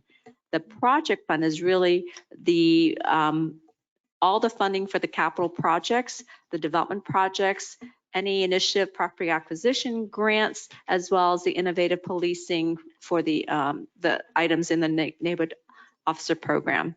Before this gets presented to you, we have looked at what our expenditures have been in the past. We also have consulted with the city's management staff in April to see what joint project can be done within this fiscal year and what joint project needs to be completed from the previous year. So we have this with input as of the publication of the packet. We have also participated in listening into your budget workshop yesterday. So there are some amendments to what has been published, and Vicki can go into detail what those changes are in terms of additional joint funding that was discussed that could be before you, as well as, for instance, the rollover, those dollars in the first column, the pink flesh colored column, that number is a moving set of numbers because we're still paying bills on those line item that was budgeted this year. So with that, I'm going to turn over to Vicki, our finance director, and Ms. Jabbar Jenkins, who is our, our manager for, there's so many different, but these ladies are our finance department. So that's why I want to make sure that they're responsible for the bill paying and all the daily activities of the CRA. And they're responsible for our clean audit every year. So they may not be before you, but they're busy all the time making this happen for us. Thank you. I do have one tiny request that when you begin your presentation, if you could explain to us as if we don't know anything, all right? Because you're also explaining to the public, how does your TIF calculation work? How do you get the numbers that you get? So just take us through that process. I think it's good for the public to hear. Good evening, board chair, board members. This is the finance team. I am Vicki Hill, your finance director. I'm Jabbar. Nope. Is the green light on? Yes, the green light is on. You just, oh, I knocked it off. I'm sorry. I'm Jabbar Jenkins, your accounting and finance manager. We are going to start with the spreadsheet that you have in front of you, and Jabbar is going to explain how we get your TIF. Thank you. Okay, so there are 4 letters in which we receive from the county, Palm Beach County. So as you can see in the first column that says May 26th, the calculation is as follows. We received the assessed valuations, which comes from the county. And so we received 4 letters from the property appraiser's office. The first letter will come at the end of May. And in that letter, we receive estimates of the taxable value. Then we also receive a second letter, which comes around the end of June, which is the preliminary tax roll. And that is the number we use to calculate what we will receive from the city. And then the third letter will come around October, and that's the notice of final taxable value, which is the value adjustment board. And then the fourth letter, the final letter, comes the following year around the end of March, which is the final adjustment in tax roll certified. So the way we calculate the numbers are as follows. The assessed valuations, which is the 2.1, we less it by the base year value. And if you look to the right, the base year value is the 309 million. So that number is calculated based on each year in which the CRA district expanded. So it's based on the values that was calculated each year. And so the last expansion took place in 2008. So the sum of each year is total, and that's the 309 million that is calculated, 309,821,849. So once we subtract that, we calculate the TIF taxable value, which is the 1.8. Now we take that 1.8 and we will multiply it by 95%, which is the difference per the statute. And once we receive that, calculate that 1.752363314, we will take the millage rates from the county and also the millage rate from the city and multiply that out. And that's how we'll come up with the tax increment revenue that we will receive from both the city and the county. And being that we're working on estimates, we do a 1% for the true up. And that 1% we would deduct from the total tax increment, which would be the net TIF. And being that we received our first letter, that would be that second column. And following those same calculations, our net TIF is the 21,870,790, which is the budget number that we will be working from tonight. Yeah, questions? I know that's a lot. Go ahead. Go ahead. When I think the numbers on the right-hand side are the property appraiser and the ones on the left are, The base value, are you talking about? The base year value? You're talking about the 309 million that is in the Yellow? yellow? the column B and then column D. Okay, I'm sorry, go ahead. The top row that's right there, the 21. Is that Sorry, right? I meant the assessed valuation. Assessed values, yeah, that comes from the property appraiser's office. Okay, that was my. Yes, so the first letter is a guesstimate. The second letter is Actuals. right, well, not really, it's still an estimate, but it's before the board meets, the valuation, the adjustment board before they meet. And that's how we get what we're going to get from the city. Yes, sir. Thank you. Quick, for all the development that we see happening in downtown with all these projects moving forward, what is going to happen with that tax increment? Where are those tax dollars going to? This future development that we have here. So typically, they don't go on the tax roll until they get their CO. So the building has to be complete and CO'd, and then it goes on the next year's tax roll. So for instance, if you are getting a CO in June, you won't get on the tax roll until, the next tax roll, which is you start again, you get your tax bill in October to pay it in, you have to from November to April to pay your tax bill. Mhm. And that's why we have all these letters, because they're always estimate. Right. And if they overestimate, we have to pay them back, the city and the county. So that's why it will go to the city, but we would get a check from the city and the county for 95% of the TIF that they're, yes. Of every development that's Yes. happening in the downtown. Yeah. So, but if we give away the TIF, we have to reimburse Sure. the developer for that. So that's how that works. Sure. Yeah. But 95% goes back. Yeah. Okay. To be spent in the CRA area. Right. And within the CRA County boundaries. And from the county and from the city. Right. There was an ordinance that was when we created this trust fund, there was an understanding and a requirement that 95% goes from the county and 95% comes from the city to do the redevelopment that we do.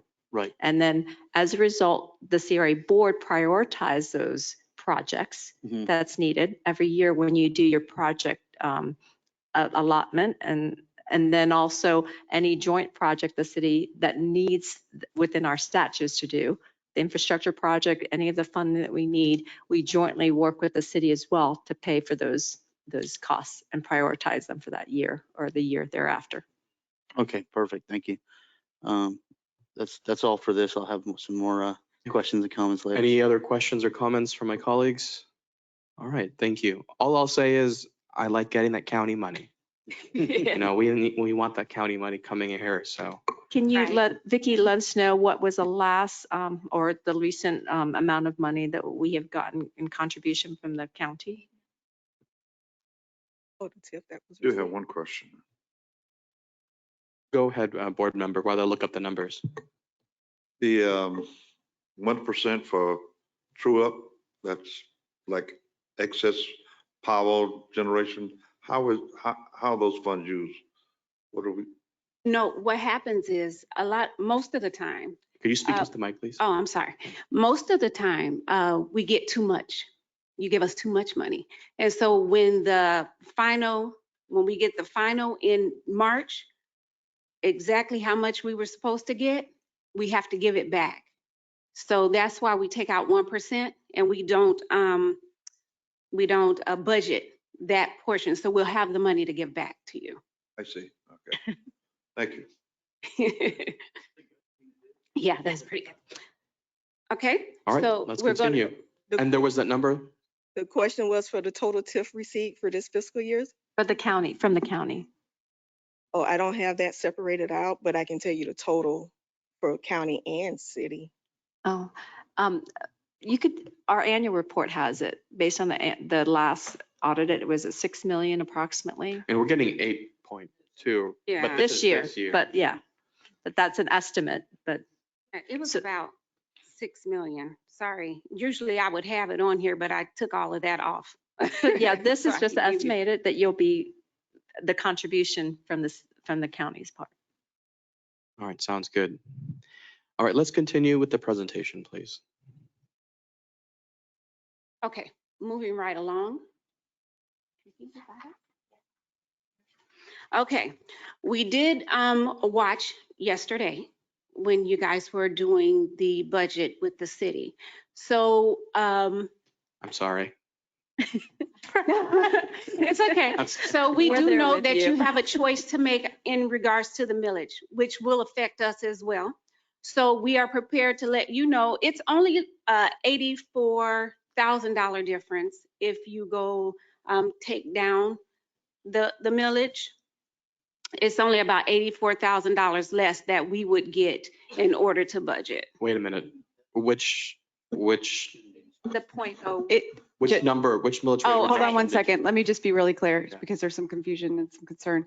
It is okay for you to listen to Vicky tell you that the budget, she listened to the city's budget and understands there's a decision that will be made about the millage, which could reduce it. So you should not discuss the millage and any decisions the city may make about that tonight. Oh. You're only getting that as information in terms of planning the budget for the CRA, that it may impact the CRA budget one way or the other by a modicum of $84,000, as I understand it. Well, it's 87, sorry. Oh, It's 87. Yeah, 87. But It's we 87. get the point. But I'm just asking which millage rate number reduction to use? Was it The, 0.5 or 0.05? What did you, 0.05? Is that what you used? Okay. yes. Where's? Oh, I see On the it. bottom, It's on yeah, the tab. yeah. Okay. All right, thank you.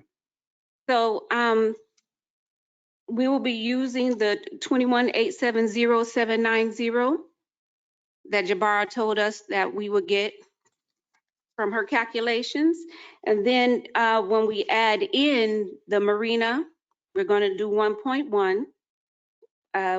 So that gives us a total revenue of 22,970,790.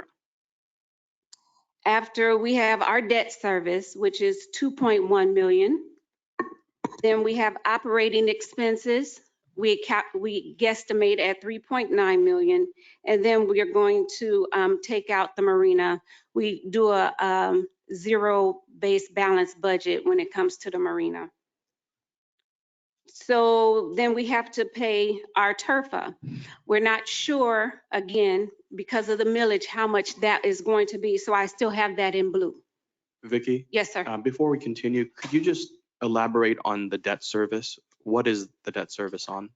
On the debt service is what we have to pay back, bonds and things that we've had from, I believe it was 2015.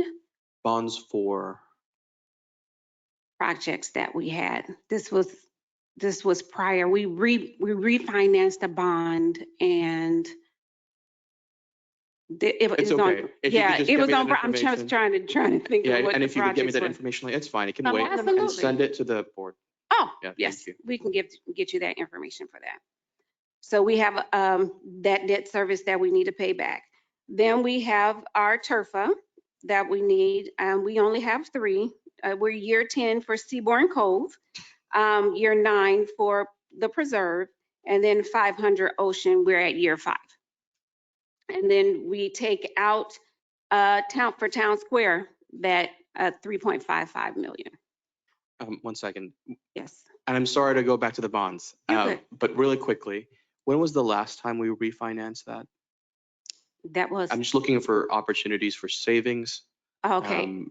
Is that something that we could refinance and how long I'm ago? not sure the We would- interest rate is Not more now. favorable now versus back then. We can look into that, Yes, of please course. look, double check. I'm not making any assumptions. It was 2015. We have one 2012, one 2015.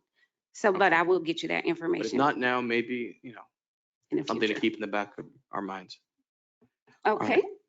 So remaining, after we take out all of that, will be 11.6 million. And let's go to the project fund.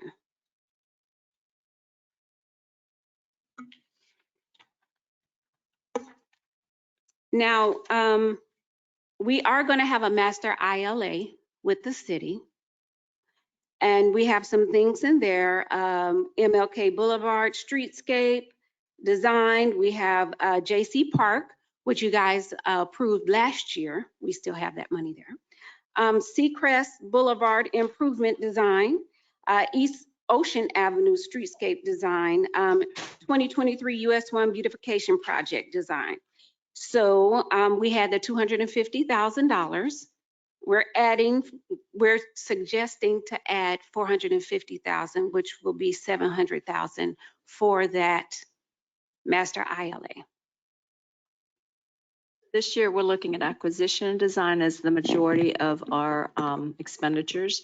And those projects were coordinated with the city staff or city manager's office on that. Yesterday at your budget hearing, we heard a project manager at about $83,000, but with benefits, we decided to put in there 160,000 for that project manager. Because we feel that to have a mid-level professional, either project manager and engineer, you're probably going to need to be in the 120, 125 range plus benefit. Will probably be 160 versus the 83 that the city has been asking for in the budget meeting. I haven't really vetted the numbers out with Andrew or the city manager, but in anticipation of that, for a qualified person, that's what we are thinking to have.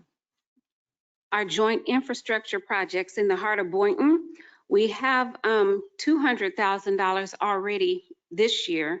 We want to add $300,000, and that will be $500,000 for that.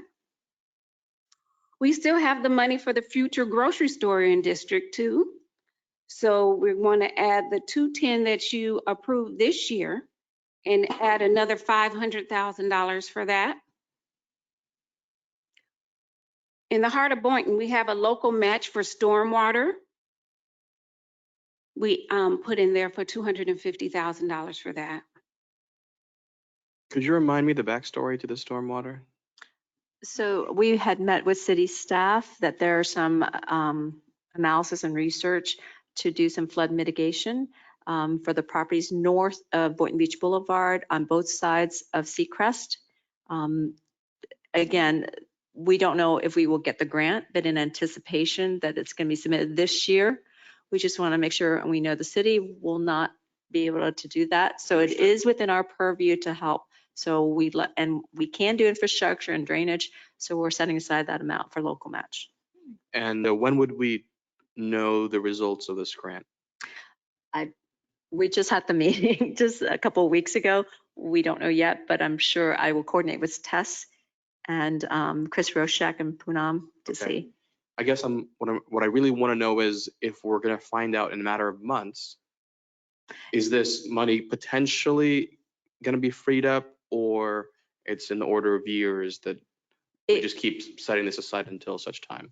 So we could always, if we don't get the grant at your mid-year budget adjustment, we can also reallocate Okay. that. All right, So sounds you good. have an opportunity around February. Every year we come back to do the budget adjustment after our audit, our true up numbers for the fiscal year. So. All right, thank you. Moving right along, we have the Boynton Beach Boulevard Streetscape Improvement Project. We have 394,000 left. We're suggesting at least having at least 900,000 in that line item. So we're having a little over 505,000 added this year. We have confirmation from DOT that the project is over $800,000 over the budget, and that they're looking for the city to come with that. So it's it's a little over $5 million project for Boynton Beach Boulevard. So again, we're at 100% design. We've been doing this for the last 4 years. They will be out releasing the bid in October and starting construction approximately March of 2024. So it's good to move it forward. Do they say the reason for this? Just cost and construction. We tried to put a 25% already buffer, as you can see, but it's nowhere near. The cost of construction is just outrageous. It is. This is why I'm asking. Go ahead, board member. Is there any way that we can provide more funding for that purpose from the CRA side? No, the grant will cover the rest of it. Our match is 1.5 million, and we paid for the design already, and we've got another federal grant, 600 something thousand of the design fee already. Thank you. So we've been, the DOT through their funding, through the TPA, is paying for the rest. So this is our match. And again, it's been a 5-year thing. So you don't know back in 2008 how much it is going to be until they bid it out, really. Thank you. Yes, board member Hay. You're talking about I-95 to Federal, right? Yes. Yes. On Boynton Beach Boulevard. Yes. That's the total, okay. Yeah, there's actually 2 projects that's overlapping, but this project, the complete street project, is what we're looking at to narrow the lanes, have bike and larger sidewalks, some coordinated lighting along there, and some landscaping, not a lot, but it's to really calm traffic and try to have other modes of transportation on Boynton Beach Boulevard. Those bike lanes that are on US 1 there, they're sporadic in the color of green. And are those the same type we're going to have on Boynton Beach Boulevard? Good. But you'll also get a mid-block I expect crossing that. for the school. So between 2nd or 3rd, Northwest 2nd, 3rd. Just east of 3rd. Yeah, so that's something that we've been fighting for as well, because this board and commission has always been concerned about the children walking across to Galaxy. So will we have an opportunity to view that and have input before? We've already been working with the city engineer on that. We have fought hard to get a mid-block crossing right there near the Marathon gas station where that is, because there's a grade change over that. So the design has been completed for that. So there's going to be a mid-block crossing there, and it's to DOT standards. So we really don't have, they have to meet certain requirements there. The reason I say that, I was driving US 1 yesterday or whenever it was, but in one of those spots, it was just an awkward, it was not green, but the border lines were there. And this lady in this little wheelchair really sculling down that bike lane, and it was sort of dangerous. I must say, this is for Boynton Beach Boulevard. This is Yes. not for US 1. This is on US 1. Yeah. Yeah, So. and that's why I asked, were they going to be the same? I really don't like those on US 1. So we'll talk about it. Yeah. But there'll also be, again, when we did this project, there was a reality that there's going to be traffic for the bike lane on Boynton Beach Boulevard, but there's also DOT is requiring us, the city and the CRA, to provide a bike lane also, Sharrow, on Ocean, because that's where you're going to have slower traffic. And that's where you can go over the bridge into the beach area. So there's going to be multiple accommodations for bikes where it's a slower and where people will most likely be using those lanes or the. Good. Thank you. Okay, Historic Women's Club of Boynton Beach. We have an ILA with the city for $250,000. And we do want to note that this was part of the $750,000 that was allocated for 3 years to maintain and do some of the outstanding projects when we transferred the land over to the city to use for to and coordinate uses and program with the senior center. So we built in $750,000 for ADA bathrooms, for any structural needs for the building envelope to secure the building envelope. I know yesterday there was talk about additional electrical. We really need to see what those may be so that we can separate the actual improvements to secure the building structurally versus a normal maintenance and repair. So we will talk to city staff a little more in detail for that. But this is the last commitment that we have for the 3rd year for allocating this money. So there's a separate ILA that controls the funding of this. So, and then also there's a separate one for design fees. If you remember, there was $80-something thousand in design fee. That is on top of the 750. So we'll have to, talk to the city staff more about the electrical, the quotes that has been given. So. Continue, please. Chair. Oh, I'm sorry. Go ahead. Just super quick on that, as far as would this or could this funding in this ILA cover minor, and we don't know all the details, but it has to do with really old electricity being brought up to code so that they can use the facility correctly, was my understanding. So is this funding, is it possible that this could be used for those, or are you saying that that would be something different? I would have to take a look at what the detail of the cost is. For instance, if it's to overhaul the electrical system, I think we can try to look at that. However, it could be programming. Maybe the city would like to use it for something other than just weddings and small events, or maybe there's light shows. So again, to the extent of what that operation costs is, and again, I believe we did replace some of the fixtures. We didn't do an overhaul of the electrical system, but we need to see exactly what the 250,000 would entail and how much of the cost that's left over from the 750, because you may need more money for the windows and doors. That was our first thought.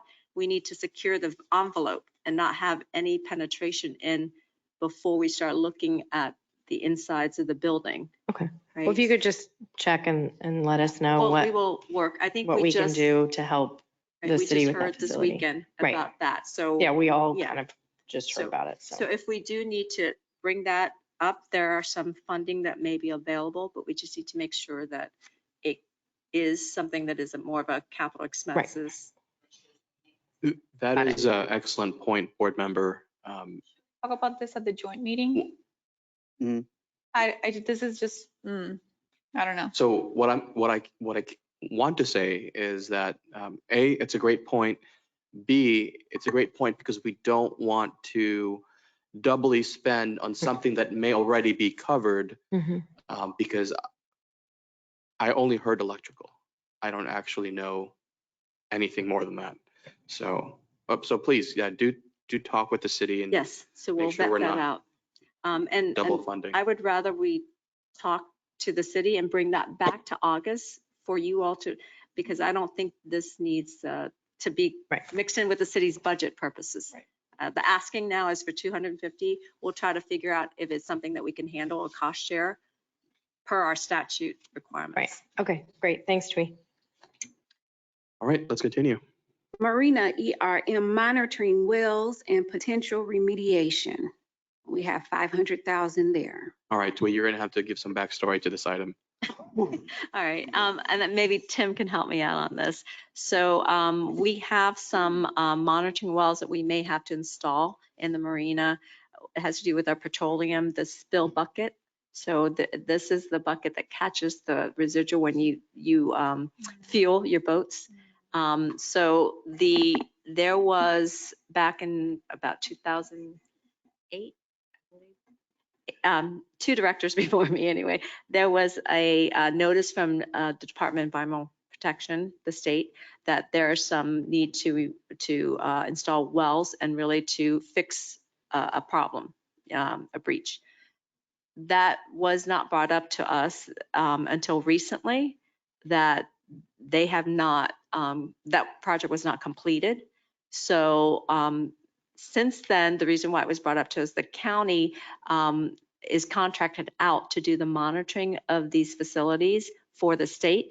And so our marina was just brought up on their list. It was added on their list as a site. The county has sent people out to look at it. They will be advising us what the results are. This is just to anticipate the cost and any remediation that would be needed, as well as anything that the city may need to have us help on with any of the, potential marina items that may be there. So this is an item it could be used for, like I said, upcoming monitoring wells for for that one case that we've had back in 2008. I don't know if Tim can add more technicalities to that. Well, we're just looking to make sure that we're complying with whatever the requirements are and making sure that any monitoring wells that we need to install, we have accounted for, as well as any potential contamination remediation that we may have to go through if indeed that is an issue. There's really not any high priority now, according to the Department of Environmental Resources from the county. I think they said we're in priority 5, which is a pretty low priority. So, but we're going to continue to monitor it. We may have to install some wells there, and it's a slower process than what you need,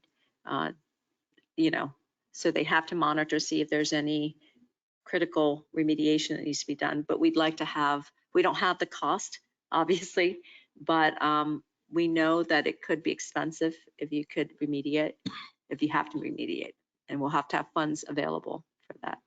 We'll be getting more information as they give us a report and let us know what the findings are. So you should, in the next couple of months, we would have an idea. Okay, so this is just you being proactive. I'm trying just to be in case proactive. Yes, there because might be something. It is our anchor for our downtown. Of course, but we don't have any definitives yet. If there's even. Definitives. And if we don't have it, once again, there could be money available in the future. Yeah, so this will just get freed up for something else. Okay, exactly. Good. Any questions on this? All right, let's continue. Marina seawall, we already have 500,000 for this year. We're just going to roll it over. Property maintenance for Ocean Avenue properties, that's the oil property and the post office, is starting to get a little expensive. So we want to make sure we have money set aside to be able to do some things over there. So there's 300,000 there.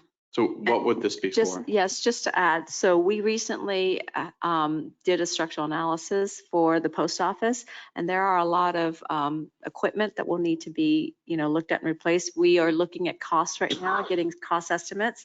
We should have that. I call Ms. Teresa Utterback maybe by next board meeting to see an estimate of what those may be.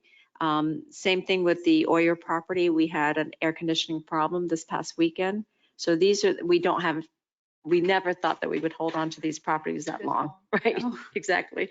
And these are unanticipated because the post office, we were supposed to have it vacant, if you remember, in our contract. So these are things that we need to set aside maintenance and repair money, because these happen, on the fly sometimes. So, and there are older buildings. Both of those buildings are very old, and we'll need to have funds available. We didn't know how bad the post office was until we had to go and get an insurance person out there so we can get wind coverage. And it is a public building and we need to make sure it's safe and, you know, as a landlord. Property acquisition. We currently have about $385,000 there. And we are adding 5 million.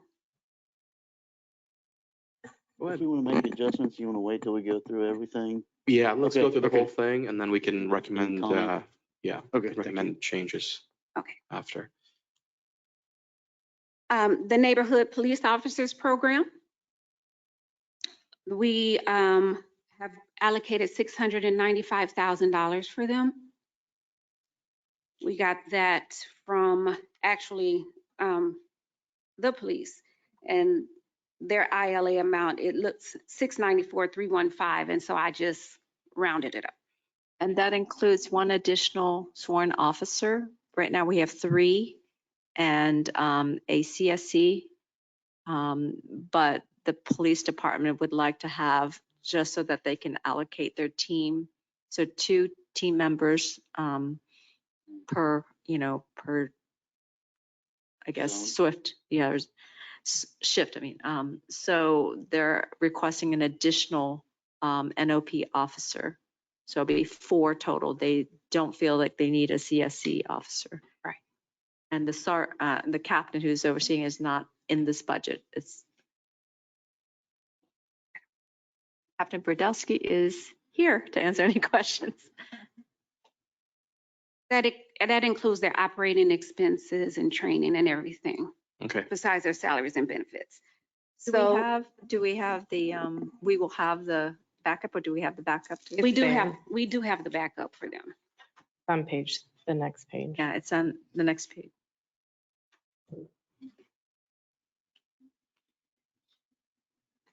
Did anyone have any questions on that? Mm-mm. All right, let's keep going. Okay, good. It's almost 8. Let's keep Okay. going. Commercial economic redevelopment grants, we have $500,000 in there for that. Commercial exterior improvements, we have 400 and, we're rolling over the 500,000 that we have for that this year. Business promotions and events, we have $414,000. Business promotional marketing, we have 165,000. Site work and demolition, we have 200,000 that we're going to roll, and we're going to add 100,000 to make that 300,000. Professional development services, that the appraisals and things of that nature, will be rolling over 261,000, adding 38,000 to make it an even 300,000. Ride share. This is something new that we are adding into the budget, which is 400,000. And this is, we've had discussion with the city manager's office. This is something that would supplement the mobility, moving people in and out of the CRA area, possibly looking at a ride share company to meet the needs of the city. And this may be to get residents from one district or one sub area in the CRA to the next, Heart of Boynton to Federal, or getting them to the transit stop they need to be for the connectors, rather than waiting to catch that in their neighborhood. We're also looking at the city will probably give us input on whether they want to go with a with a RFP or to piggyback. So I think we'll be working with our legal to see how that happens. I would probably think that the city will probably will cover the expenses, but it may have to be where the city would do the RFP, because it's going to encompass more than the CRA too. Well, initially, We can this will do a be pilot. primarily- We'll do a pilot. but- right, here in the CRA district. Right. I'm sorry, Yeah. go ahead, finish. But what I'm saying is, if to do the RFP for that, again, you're looking, for example, the Tri-Rail station. That's going to be outside the CRA district. So there's going to be some ILA that takes care of that Down the last road. leg. Down the Right. road. Yes. Now, I assume there will be an ILA required as well if they were to go from somewhere, anywhere in this district to the beach. Yes, because it's So I'm outside the city. imagining people parking, I've said this before, they park one area and then they get on this trolley service and they get to the beach and they don't have to park over there. Right. So that's what we'll probably discuss with our attorney, with Tara and Okay. her team. You're on the spot, Tara. Yeah, Okay. the right chair, in terms of, who would, if we're doing a pilot, just the CRA area alone, then we could probably look at an RFP or a piggybacking of a contract somewhere. If we are to go outside of the CRA district, within the city limits, that's when we would think that the city would probably want to be the main, contractor, or that be the contract, to be the issuance of those, of the RFP. But if we're doing just a pilot project, I think we can handle with you and the legal team to see if we could do the RFP or if we can just do piggybacking. So that's, And so just so it's clear with everybody, my preference is, even if though we do a pilot first, that the pilot includes the beach, because beach parking is a well-known issue. that's the case. It's high in demand, so I think that would be a great place to start. Then it may, because this pilot or otherwise would be a partnership with the city, to the extent that it was expanded outside the CRA boundaries, and we're obviously limited to where we can spend our funds. I would recommend that we would get into an interlocal with the city that gave us flexibility to make those decisions and budgeting choices, to make sure that the city's paying for the parts of it that they need to pay for under the statute, and we're paying for the things that we need to pay for. And who would you recommend lead it? So is it something that we would lead or the city would lead? If the majority of the land is within the CRA, I think we could lead that. Okay. We would just need to be in partnership with the city to make sure it meets all their requirements, to the extent they're different than ours, which I don't think they probably are. But just to make sure we're in partnership with them to do that, we could still lead it as the pilot program, given it's mainly going to be serving the CRA district. And then we can vet out whether it's an Substation. RFP. Vice Mayor? Yeah. So just so I understand, we are utilizing this for majority of the CRA and then going into an ILA for the beach. Or as an Right. example. Yeah. So the ILA would just be establishing the framework for a partnership if this expanded even farther outside of the CRA boundaries. So the city could be partnering with us and not have to go out and do a separate RFP, be part of the process, and it wouldn't have to start over if the city was doing the project.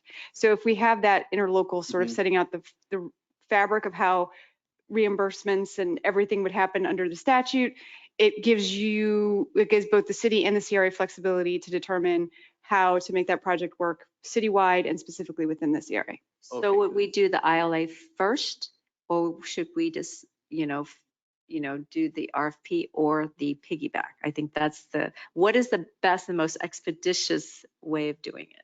I would recommend the interlocal first. To set it forth. I don't think that would have to be terribly complicated of an agreement, but it would just make clear that expenses related to the program outside of service within the CRA district would be managed by and determined by the city staff, blah, blah, blah, blah, blah. So it would be very clear. Then you could work on the pricing,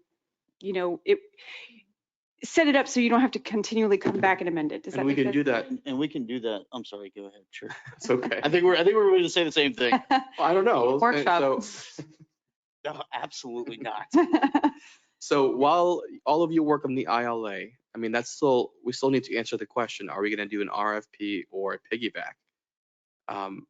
That I can't. I mean, that's the selection of the service provider, right? Right, So and that- do we need to do this in that sequence? In other words, do we need to do an ILA first and then select a service provider, or can we do them in tandem?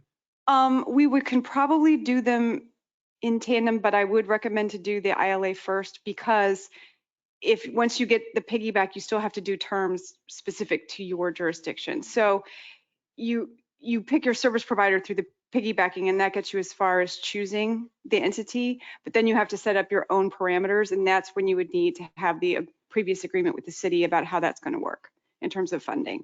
So you'd probably have to lay out your routes, to the beach or just the CRA only, to be able to pick, to give the scope to the people, the respondent, of the RFP or the piggybacking entity. Is that what, Mike? Well, Because through the ILA, you're going to have to define. and the contract with the piggyback is probably going to be a two-party contract, or it won't, it'll be a single party. These are the kind of the details that the legal teams between the city and the CRA would determine for you and present in an easy way where you wouldn't be concerned about these details. But it sets that up so that we don't have to do it every time you change a route, you add a route. They're party to the agreement where they need to be party to the agreement. If you wanted to start without that, you would just keep it within the CRA district, piggyback in an RFP, get it started, and then work on an interlocal to bring in the city and add them to the process and move it along. Okay, let's go around the dais. Comments. I assume there are some comments. Go ahead. No, I thought we were just kind of going through the numbers, but if we want to get into like a whole conversation about this, we should add it to an agenda for a meeting because it would be more appropriate. Thank you. I'm okay to add that to tonight. I'm okay to add. I think this is important, and if not tonight, maybe at the next meeting, because this is something that I commend you, Mayor, for bringing up, and I think we should move this forward, and expeditiously and decide which path we need to take. So it's all about the money, right? Right. Because we got to fund it. Sure. So we got to see what can we do in advance and what can we do, or what do we have to wait on? So may I recommend that the money is in there. If you approve what we can do is give time for legal staff to look at the option of an ILA, even if it's in the CRA, and bring back in August, because then we would actually narrow down with the city manager's office to see if it's, how we're going to handle the areas outside of it. And it may be beneficial for the city for it to be a pilot program within the CRA, only to get some of the kinks worked out, so to speak, instead of having multiple, don't get too big too fast when you implement something. So that may be preferred when we have discussions with staff, which I have not had. So I think that would be the appropriate to put the money in the budget tonight for whatever you think is an appropriate placeholder, and then bring back recommendations on variety of courses of action, and then get direction from you all on which one to take. Okay, so do we have consensus on at least that to give to direct them to bring back some options? Because for instance, if you are going to do a piggyback and it's okay with legal to do so, the entity that's providing a service may already have an example of how they've been handling in other areas, whereas multiple parties it's being funded, multiple routes are being funded by multiple parties. So maybe if we could get that opportunity to work with legal to see which avenue to go, whether, and then we can present it to you in a better, more detailed, discussion for you in August. Because we can't spend the money until October 1st anyway. So I'm just saying that all this, we're still ahead and trying to get this implemented. Just want to make sure that everybody was comfortable with that. Yes. Yeah, I'm fine with getting this step done, but we haven't even had the discussion on the other end as far as what providers are out there. And I don't want to get in a situation where we piggyback with some provider and we haven't looked at all of the options. This is something that we've discussed multiple times. So I'm fine with moving forward with having a draft ILA so that when we do have these conversations, we're ready to move forward. But it's, we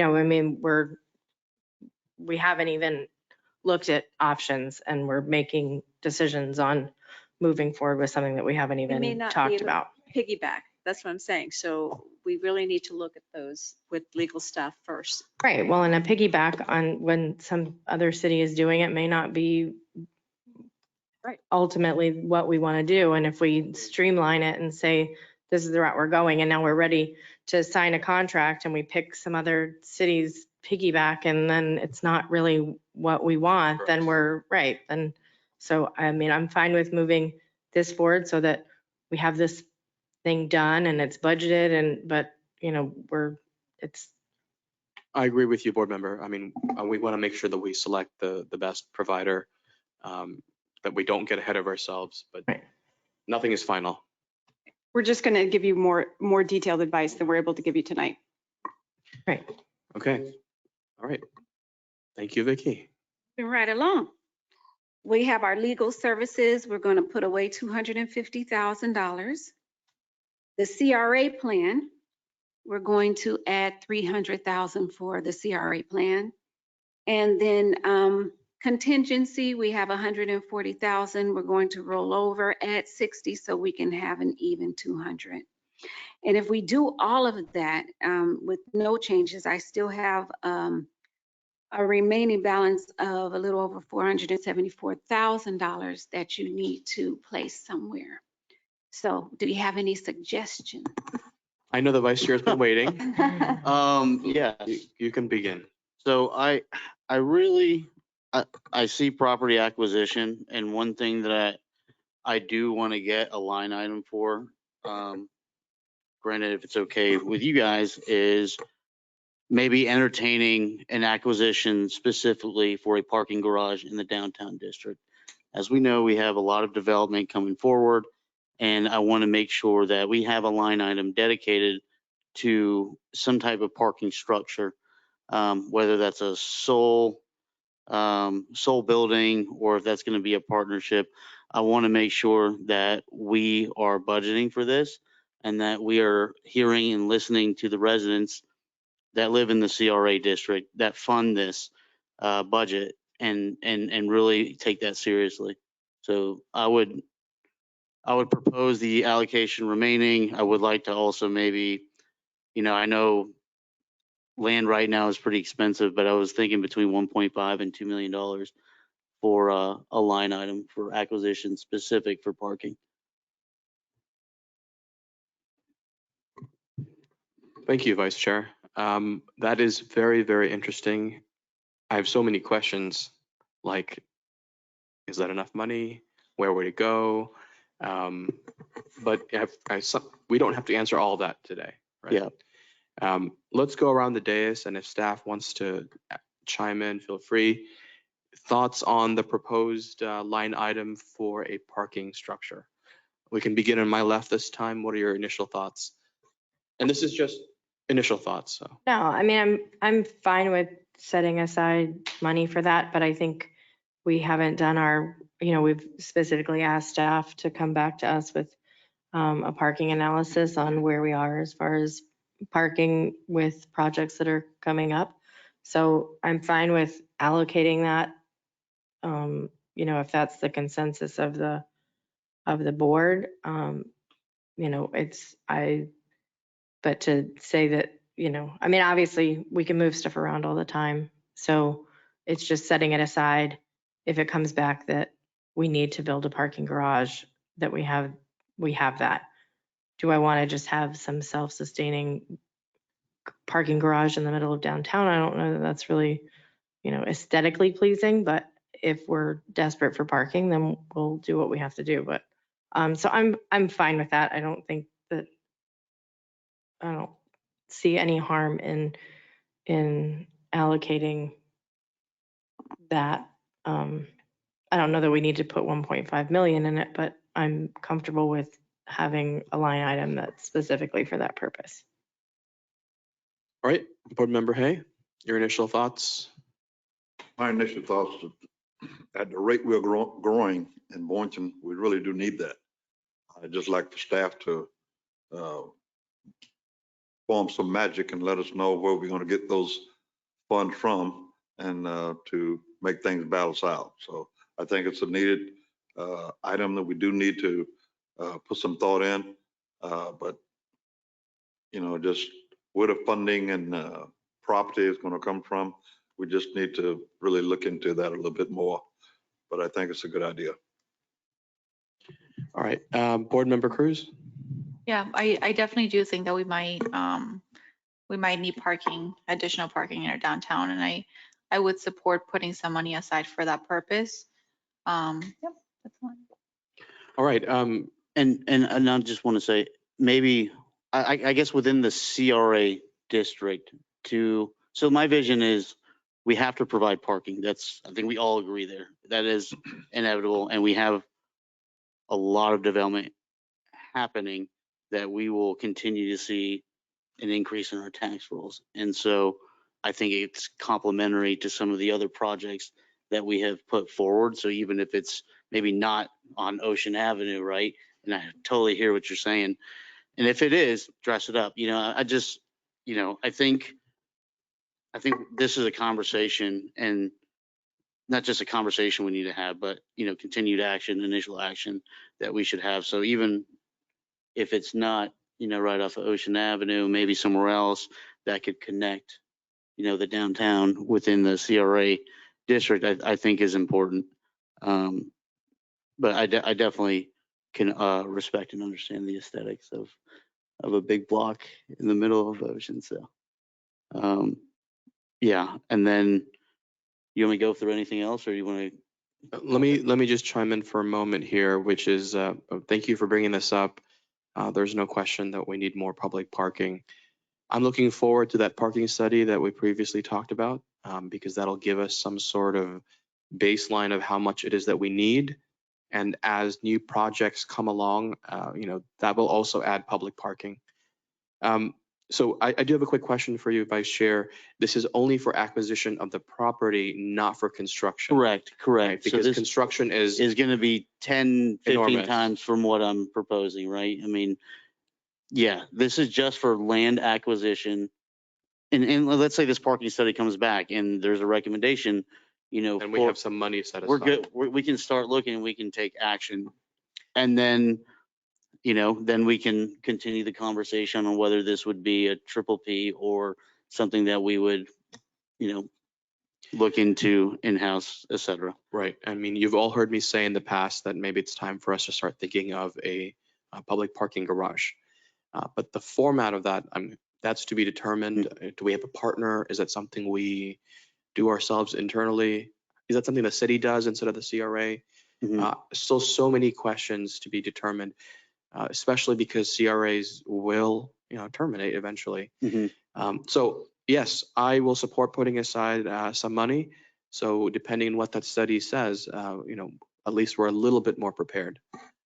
So would you like to have the allocation from the 5 million, 1.5 of the 5 million? Or are you looking for the remaining balance to be?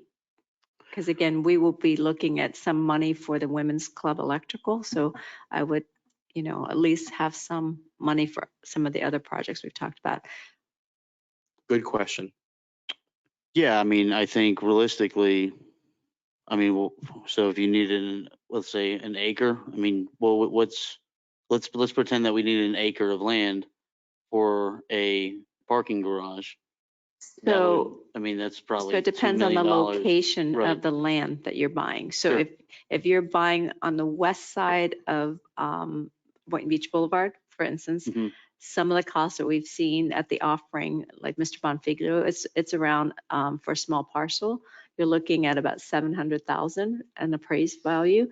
When you start going into US 1, you're looking at, for instance, First Financial, the number of 11 million was given, but you have to demolish the building. So again, the location.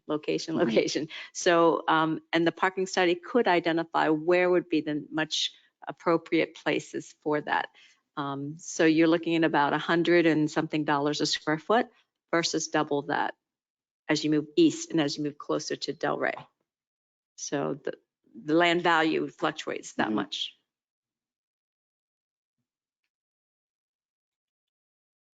Yeah, so I'm going to say like 1.5 million, and then. Of the 5 million. Yes. Okay, all right.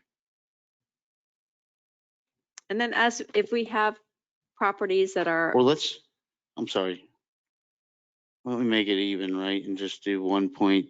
We'll take what we rolled over from last year and then maybe $1 million. That $385,825.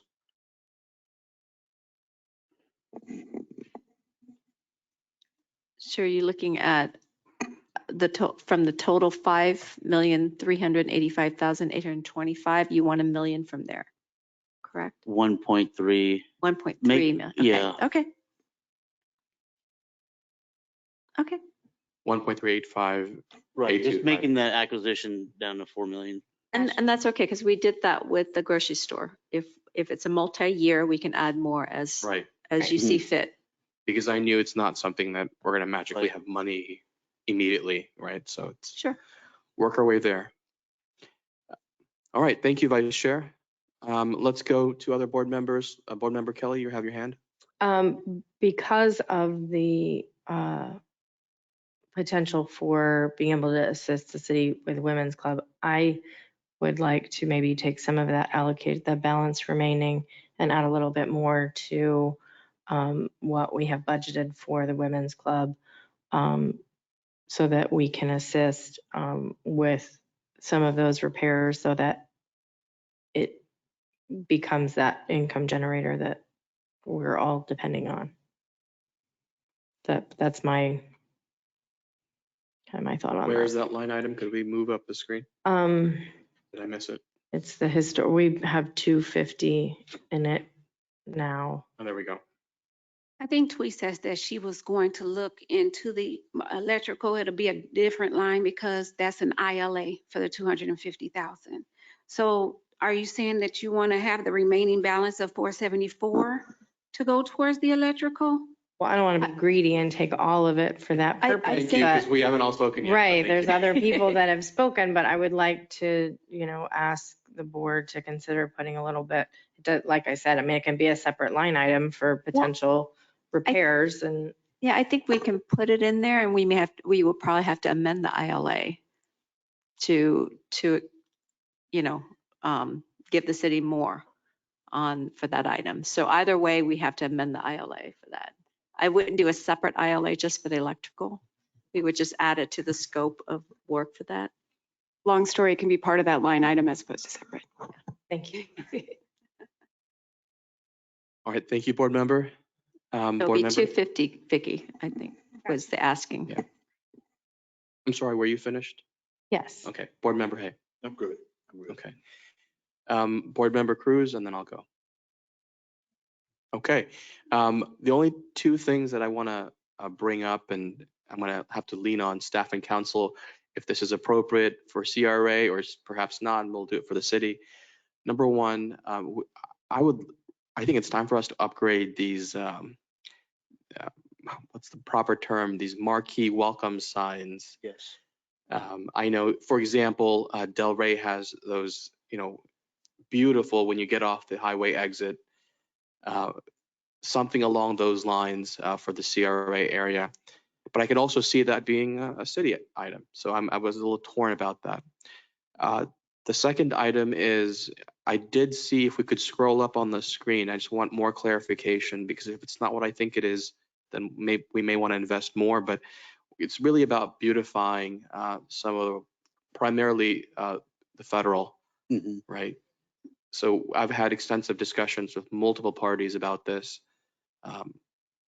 So that, we do have this here. So if you could just elaborate, is that the same thing? yes, this is requested by Deputy City Manager Andrew Mack for $100,000 for the design for the US 1 beautification project. So that's what we put in there. It's to look at, I think there's some coordination with FP&L and DOT that will be required for this type of structure or this feature there. So he's asking just to have that amount for consultant costs to do the design. I'm not familiar with this at all. This has not been run by me. I don't know what it encompasses. I don't know what it doesn't encompass. I haven't had the details. He did say that it's just to look at the entrance features. Also to streetscape beautification. What do you mean by entrance features? Do you mean the signs that's Okay. existing out there? Okay. There could be, again, coordination with FP&L on the lighting and also on sidewalks and whatever the streetscape design would be. So it's a combination of looking at streetscape design or redesign for US 1, the corridor within the CRA district. It sounds like it encompasses both of the things that I was looking for. I can't be certain until I see the details, but I haven't seen any details. I don't have any of the details, and I think Mr. Mack had indicated that he has to at least, again, any work that's being done on US 1 needs to have discussion with DOT and FP&L, because there are some lighting and features that are under those two entities' control. So okay, let me I'll take back my request until I learn more about that because I Yes, we don't will want to have- duplicate something that's. Yes, we will talk to the city and we'll get more details on if there's any estimates that's available, at least the scope of what that project would be. And we can bring that back to the board as well. Okay. Yeah. All right. Go ahead.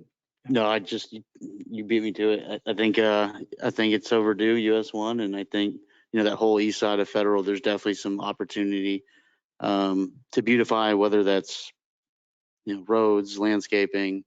I think there's a huge opportunity there. So you got my And support.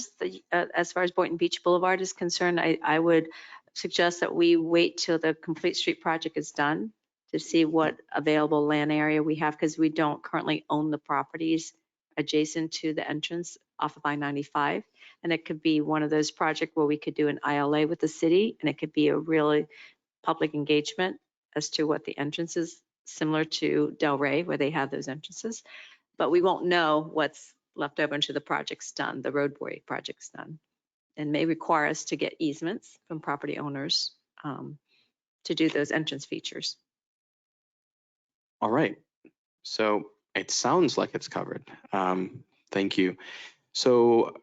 So I know we took care of your financial request. We took care, not quite yours. We don't know the exact numbers just yet. But if there's nothing else from my colleagues, I would recommend whatever remains, we move over to the grocery store project. If there's nothing else from any of you. Okay. The only caveat here is that if I do discover that that project isn't quite exactly what I was anticipating, in our future meeting, I'll request that we allocate more for beautification, if that is the case, but to be determined. All right, let's continue. That's it. Oh, okay. Well, good, because your mayor is hungry, so there's some chicken wings waiting. So Vicki, if you want to just go over just the items that was reallocated to, just to make sure for this spreadsheet, or if it's live, we can just. What happened? The spreadsheet that we have. We just want to make sure that we understand the board's allocation. Is it a live spreadsheet? It is Yes. live. So the first item, we're going to bring back the scope for the US 1 beautification project to see what that 100,000 entails. Right. We are going to add approximately $250,000 to the Women's Club after you talk to someone in regards to the electrical. We are going to add Line item. a line item for the parking garage in the downtown district. We're going to take from property acquisition 1.385825. Let's see.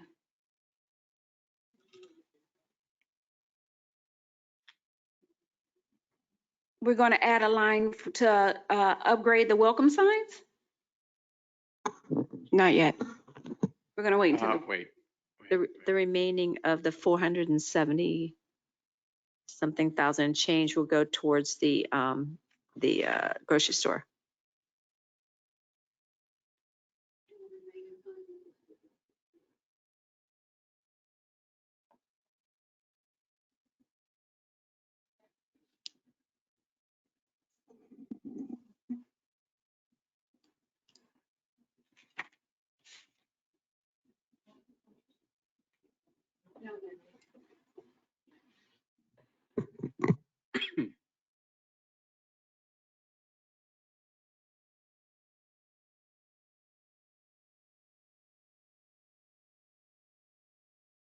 Do we just have more money?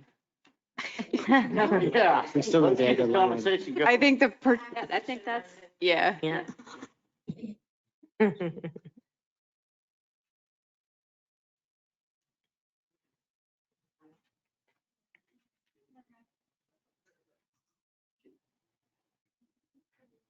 So is that the direction of the board? Basically? Yeah. What I Yeah. understood. Yeah.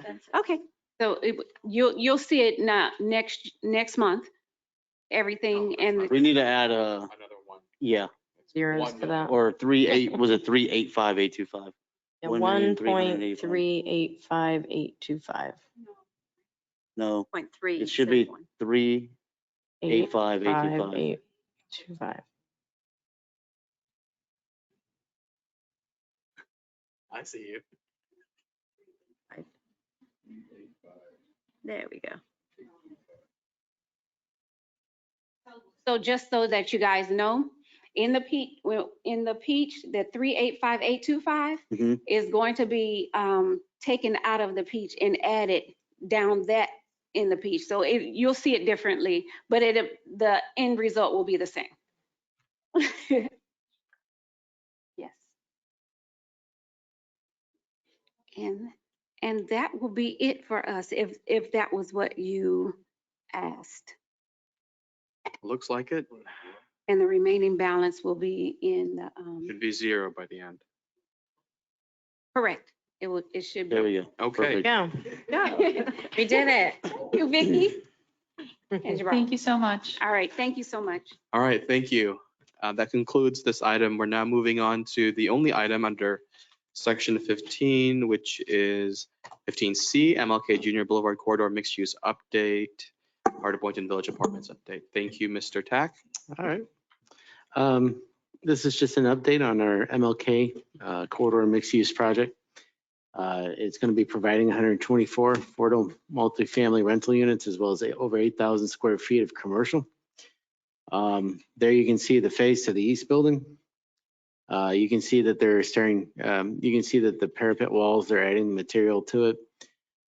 You're starting to see some of the dens deck on the columns for the balcony over the entryways. You can go to the next one.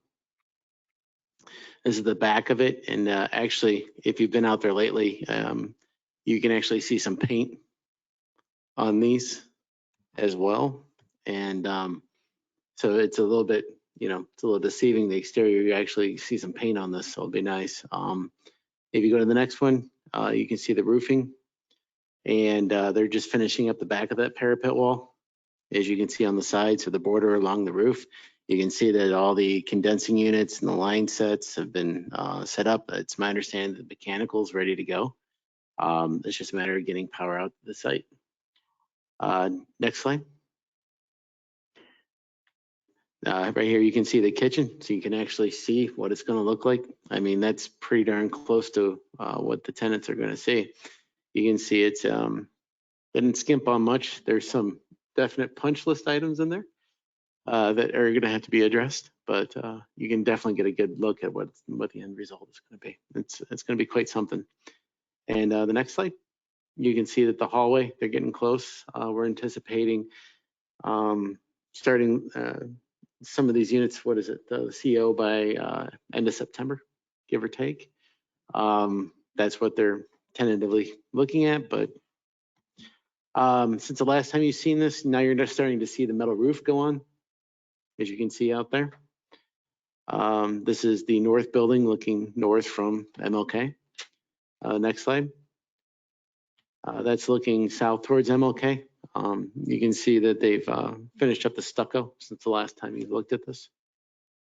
Again, the north building there, you can see they're still working on the middle roof. A lot of their mechanical's already been done, ready to go, pending power. And here you can see the kitchen, not quite as far along, but they're adding the hot water heater, and some of the lighting fixtures aren't in. Some of the other things, the refrigerator, washer, dishwasher. But you can see that it's right behind. Next one, and the hallway, not quite far as long, but it's getting there. It's definitely getting there. The next slide. The west building, you can see that they've made leaps on this one as of the past 2 months. There you can see the side of it looking west towards Seacrest. And something you didn't see before is they got the TPO on the roofing, so it's weatherproofed. And they're starting to put the AC compressor or the condensing units in, and as well as the line sets, and getting that all the HVAC all hooked up. So that is quite a major leap in the past 2 months. And here you can see the kitchen where they're at, and surely not as far as long as the other two buildings, but getting there. Take a look at the next slide. And depending on what floor you're on, the higher you go up, the further behind they are, but they are definitely moving. So we'll be back on next month to give you another update. And as far as the commercial component is concerned, we're still moving along at getting the tenants in, as well as getting the build outs finalized with the permitted plans. We had some conversation with Mr. Sweezy. He feels that around September, they're looking to have the CO for the residential component. Then he'll mobilize all his subs and the contractor to work on, the commercial component shortly thereafter. So we're hoping to get at least the 4 tenant space, including the NOP office on the eastern component into permitting around October. And then we're looking to at least have them pour the floor and work on those improvements probably late this year. So we hope to have some ribbon cutting in the new year. Awesome. Yeah. I had the pleasure of doing a walkthrough with Tweet and Louis Sweeney. Sweezy? Yes, Sweezy. And it was really impressive. The inside, the pictures, they're okay, but they really don't do the justice when you're able to walk through and see the physical layout of. It's a project that can really be, we can be proud of, really, and it's not even completed yet. One question I do have, though, the outside in front, right there on the north side of MLK, those FPL telephone poles, what's the status of moving those or putting them underground or whatever we're going to do with those? Where are we on that? We're currently working with the city on getting a survey. They're hiring a surveyor to do a proper survey of this corridor, so we have an idea of how we're going to proceed with that. We're anticipating getting lighting in first on the south side, and then working, once we have an idea of what's underground, what's above ground, what we need to do and how we can move it, then we can start looking at getting someone in there to start looking at the design for the undergrounding of those facilities. Be completed before we start moving people in, though, right? Unfortunately, we're definitely not going to be hitting the target to do underground before people move in. It wasn't a part of the development requirement for them. So as part of the streetscape project that we're proposing doing on MLK, that'll be a part of that. So we're going to look to get the lighting on the south side first. The city will have to probably rent the poles, and that's easy enough to do. Right. There's no lines on the south side, so we can put those in first to light the avenue as we're working to underground the lighting on the north side. But then there's also another streetscape project. So we're trying to do this, so it'll be minimal restoration work that will be done when we come in to do the streetscape project. That is budgeted in your budget now for $250,000 to do the streetscape project.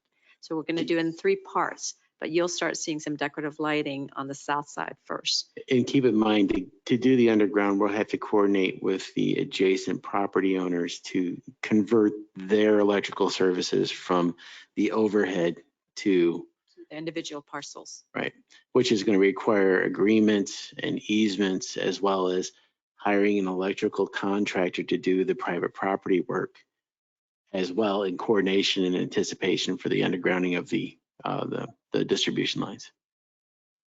Having those 2 projects going, one of the big issues that I was up against this past December was the decorations and lights, the lack of, rather. Will we be able to do anything this December as far as lighting of some kind, something, some decoration there? Would you speak on that a little bit for me? So those are just, again, seasonal lighting there are options for those. We can have the entrances of Seacrest on MLK have some kind of a temporary light up for the holiday. as well as on the other end, on towards the US one end. So we can have a sense of a revival and departure on that special corridor. So that's something we can do temporarily, that we can, as part of the beautification process, or the, Mercedes can look into the cost of that in the interim until we can light up the avenue. I believe also, once the businesses start to come in and get improved, the tenant spaces, we can also have, the businesses themselves have some kind of special lighting on both sides of the road as well for that property. But for the holidays, I think the best thing is to probably look at the gateways, those entrance, because there's really not a lot of trees that we can put the twinkle lights or, the poles. So I can adjust to that.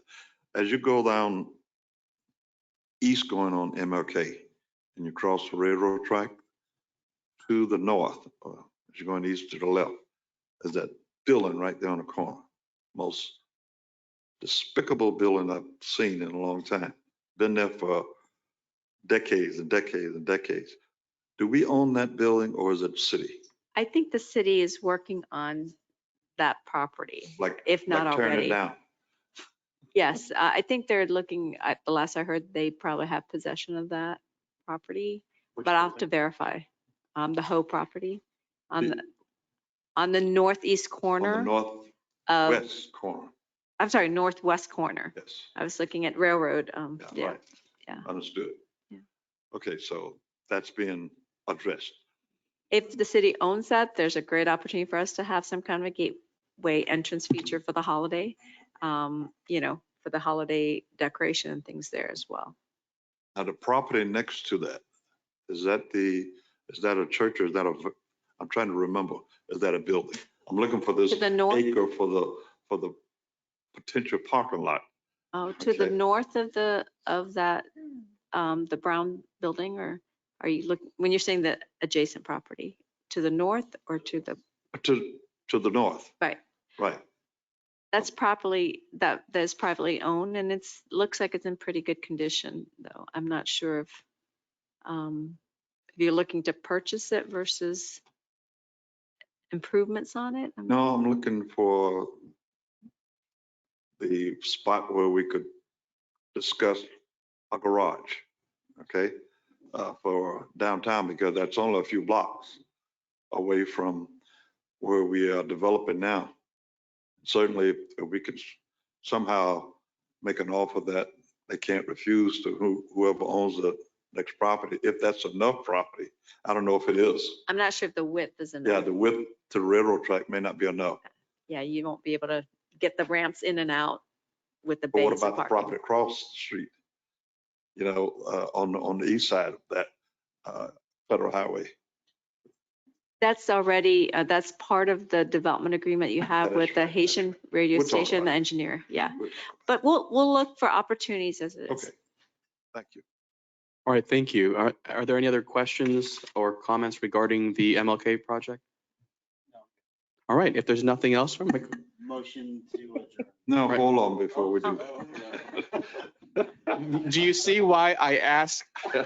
I always ask for closing comments because there's something, it happens every time. Okay, closing comments now, okay? Closing Mark? comments, Okay. and I just want to say this. I understand that we all are from districts 1, 2 through 4, and the mayor is at large. But I feel that I need to share this with you, that I would hope that we as a board, even as a commission, would not allow our seats or positions to be used as a weapon against the person that happens to be in that position, whether I'm here or not. So I guess what I'm saying is, yes, we are representative of the area that we are elected from.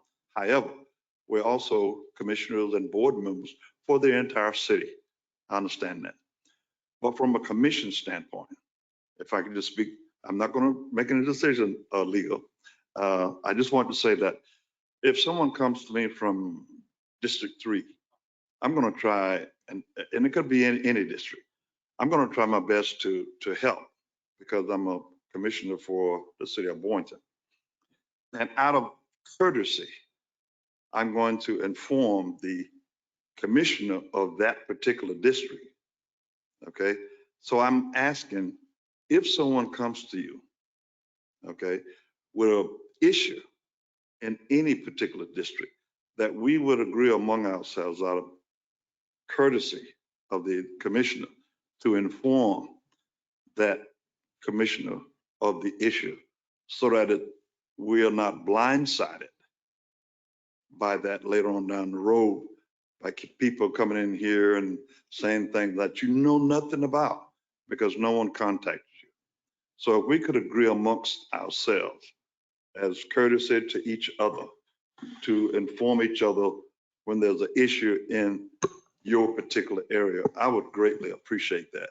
And I would just say, if you guys, I think you all can agree to that, but I would refrain from commenting on commission positions right now or agreements among, you can agree to discuss CRA issues, but I would not want you to agree on a.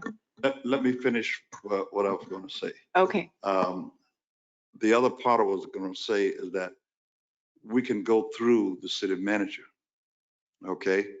And the city manager can handle it. Yeah, and I'm not the city attorney, so I don't want it, but I would prefer that discussion regarding districts and city discussion to occur in front of the city because, yeah, I would have so, no problem saying yeah, it again. so I think. Commissioner Hay, I hear you and I honor what you say and think we all do.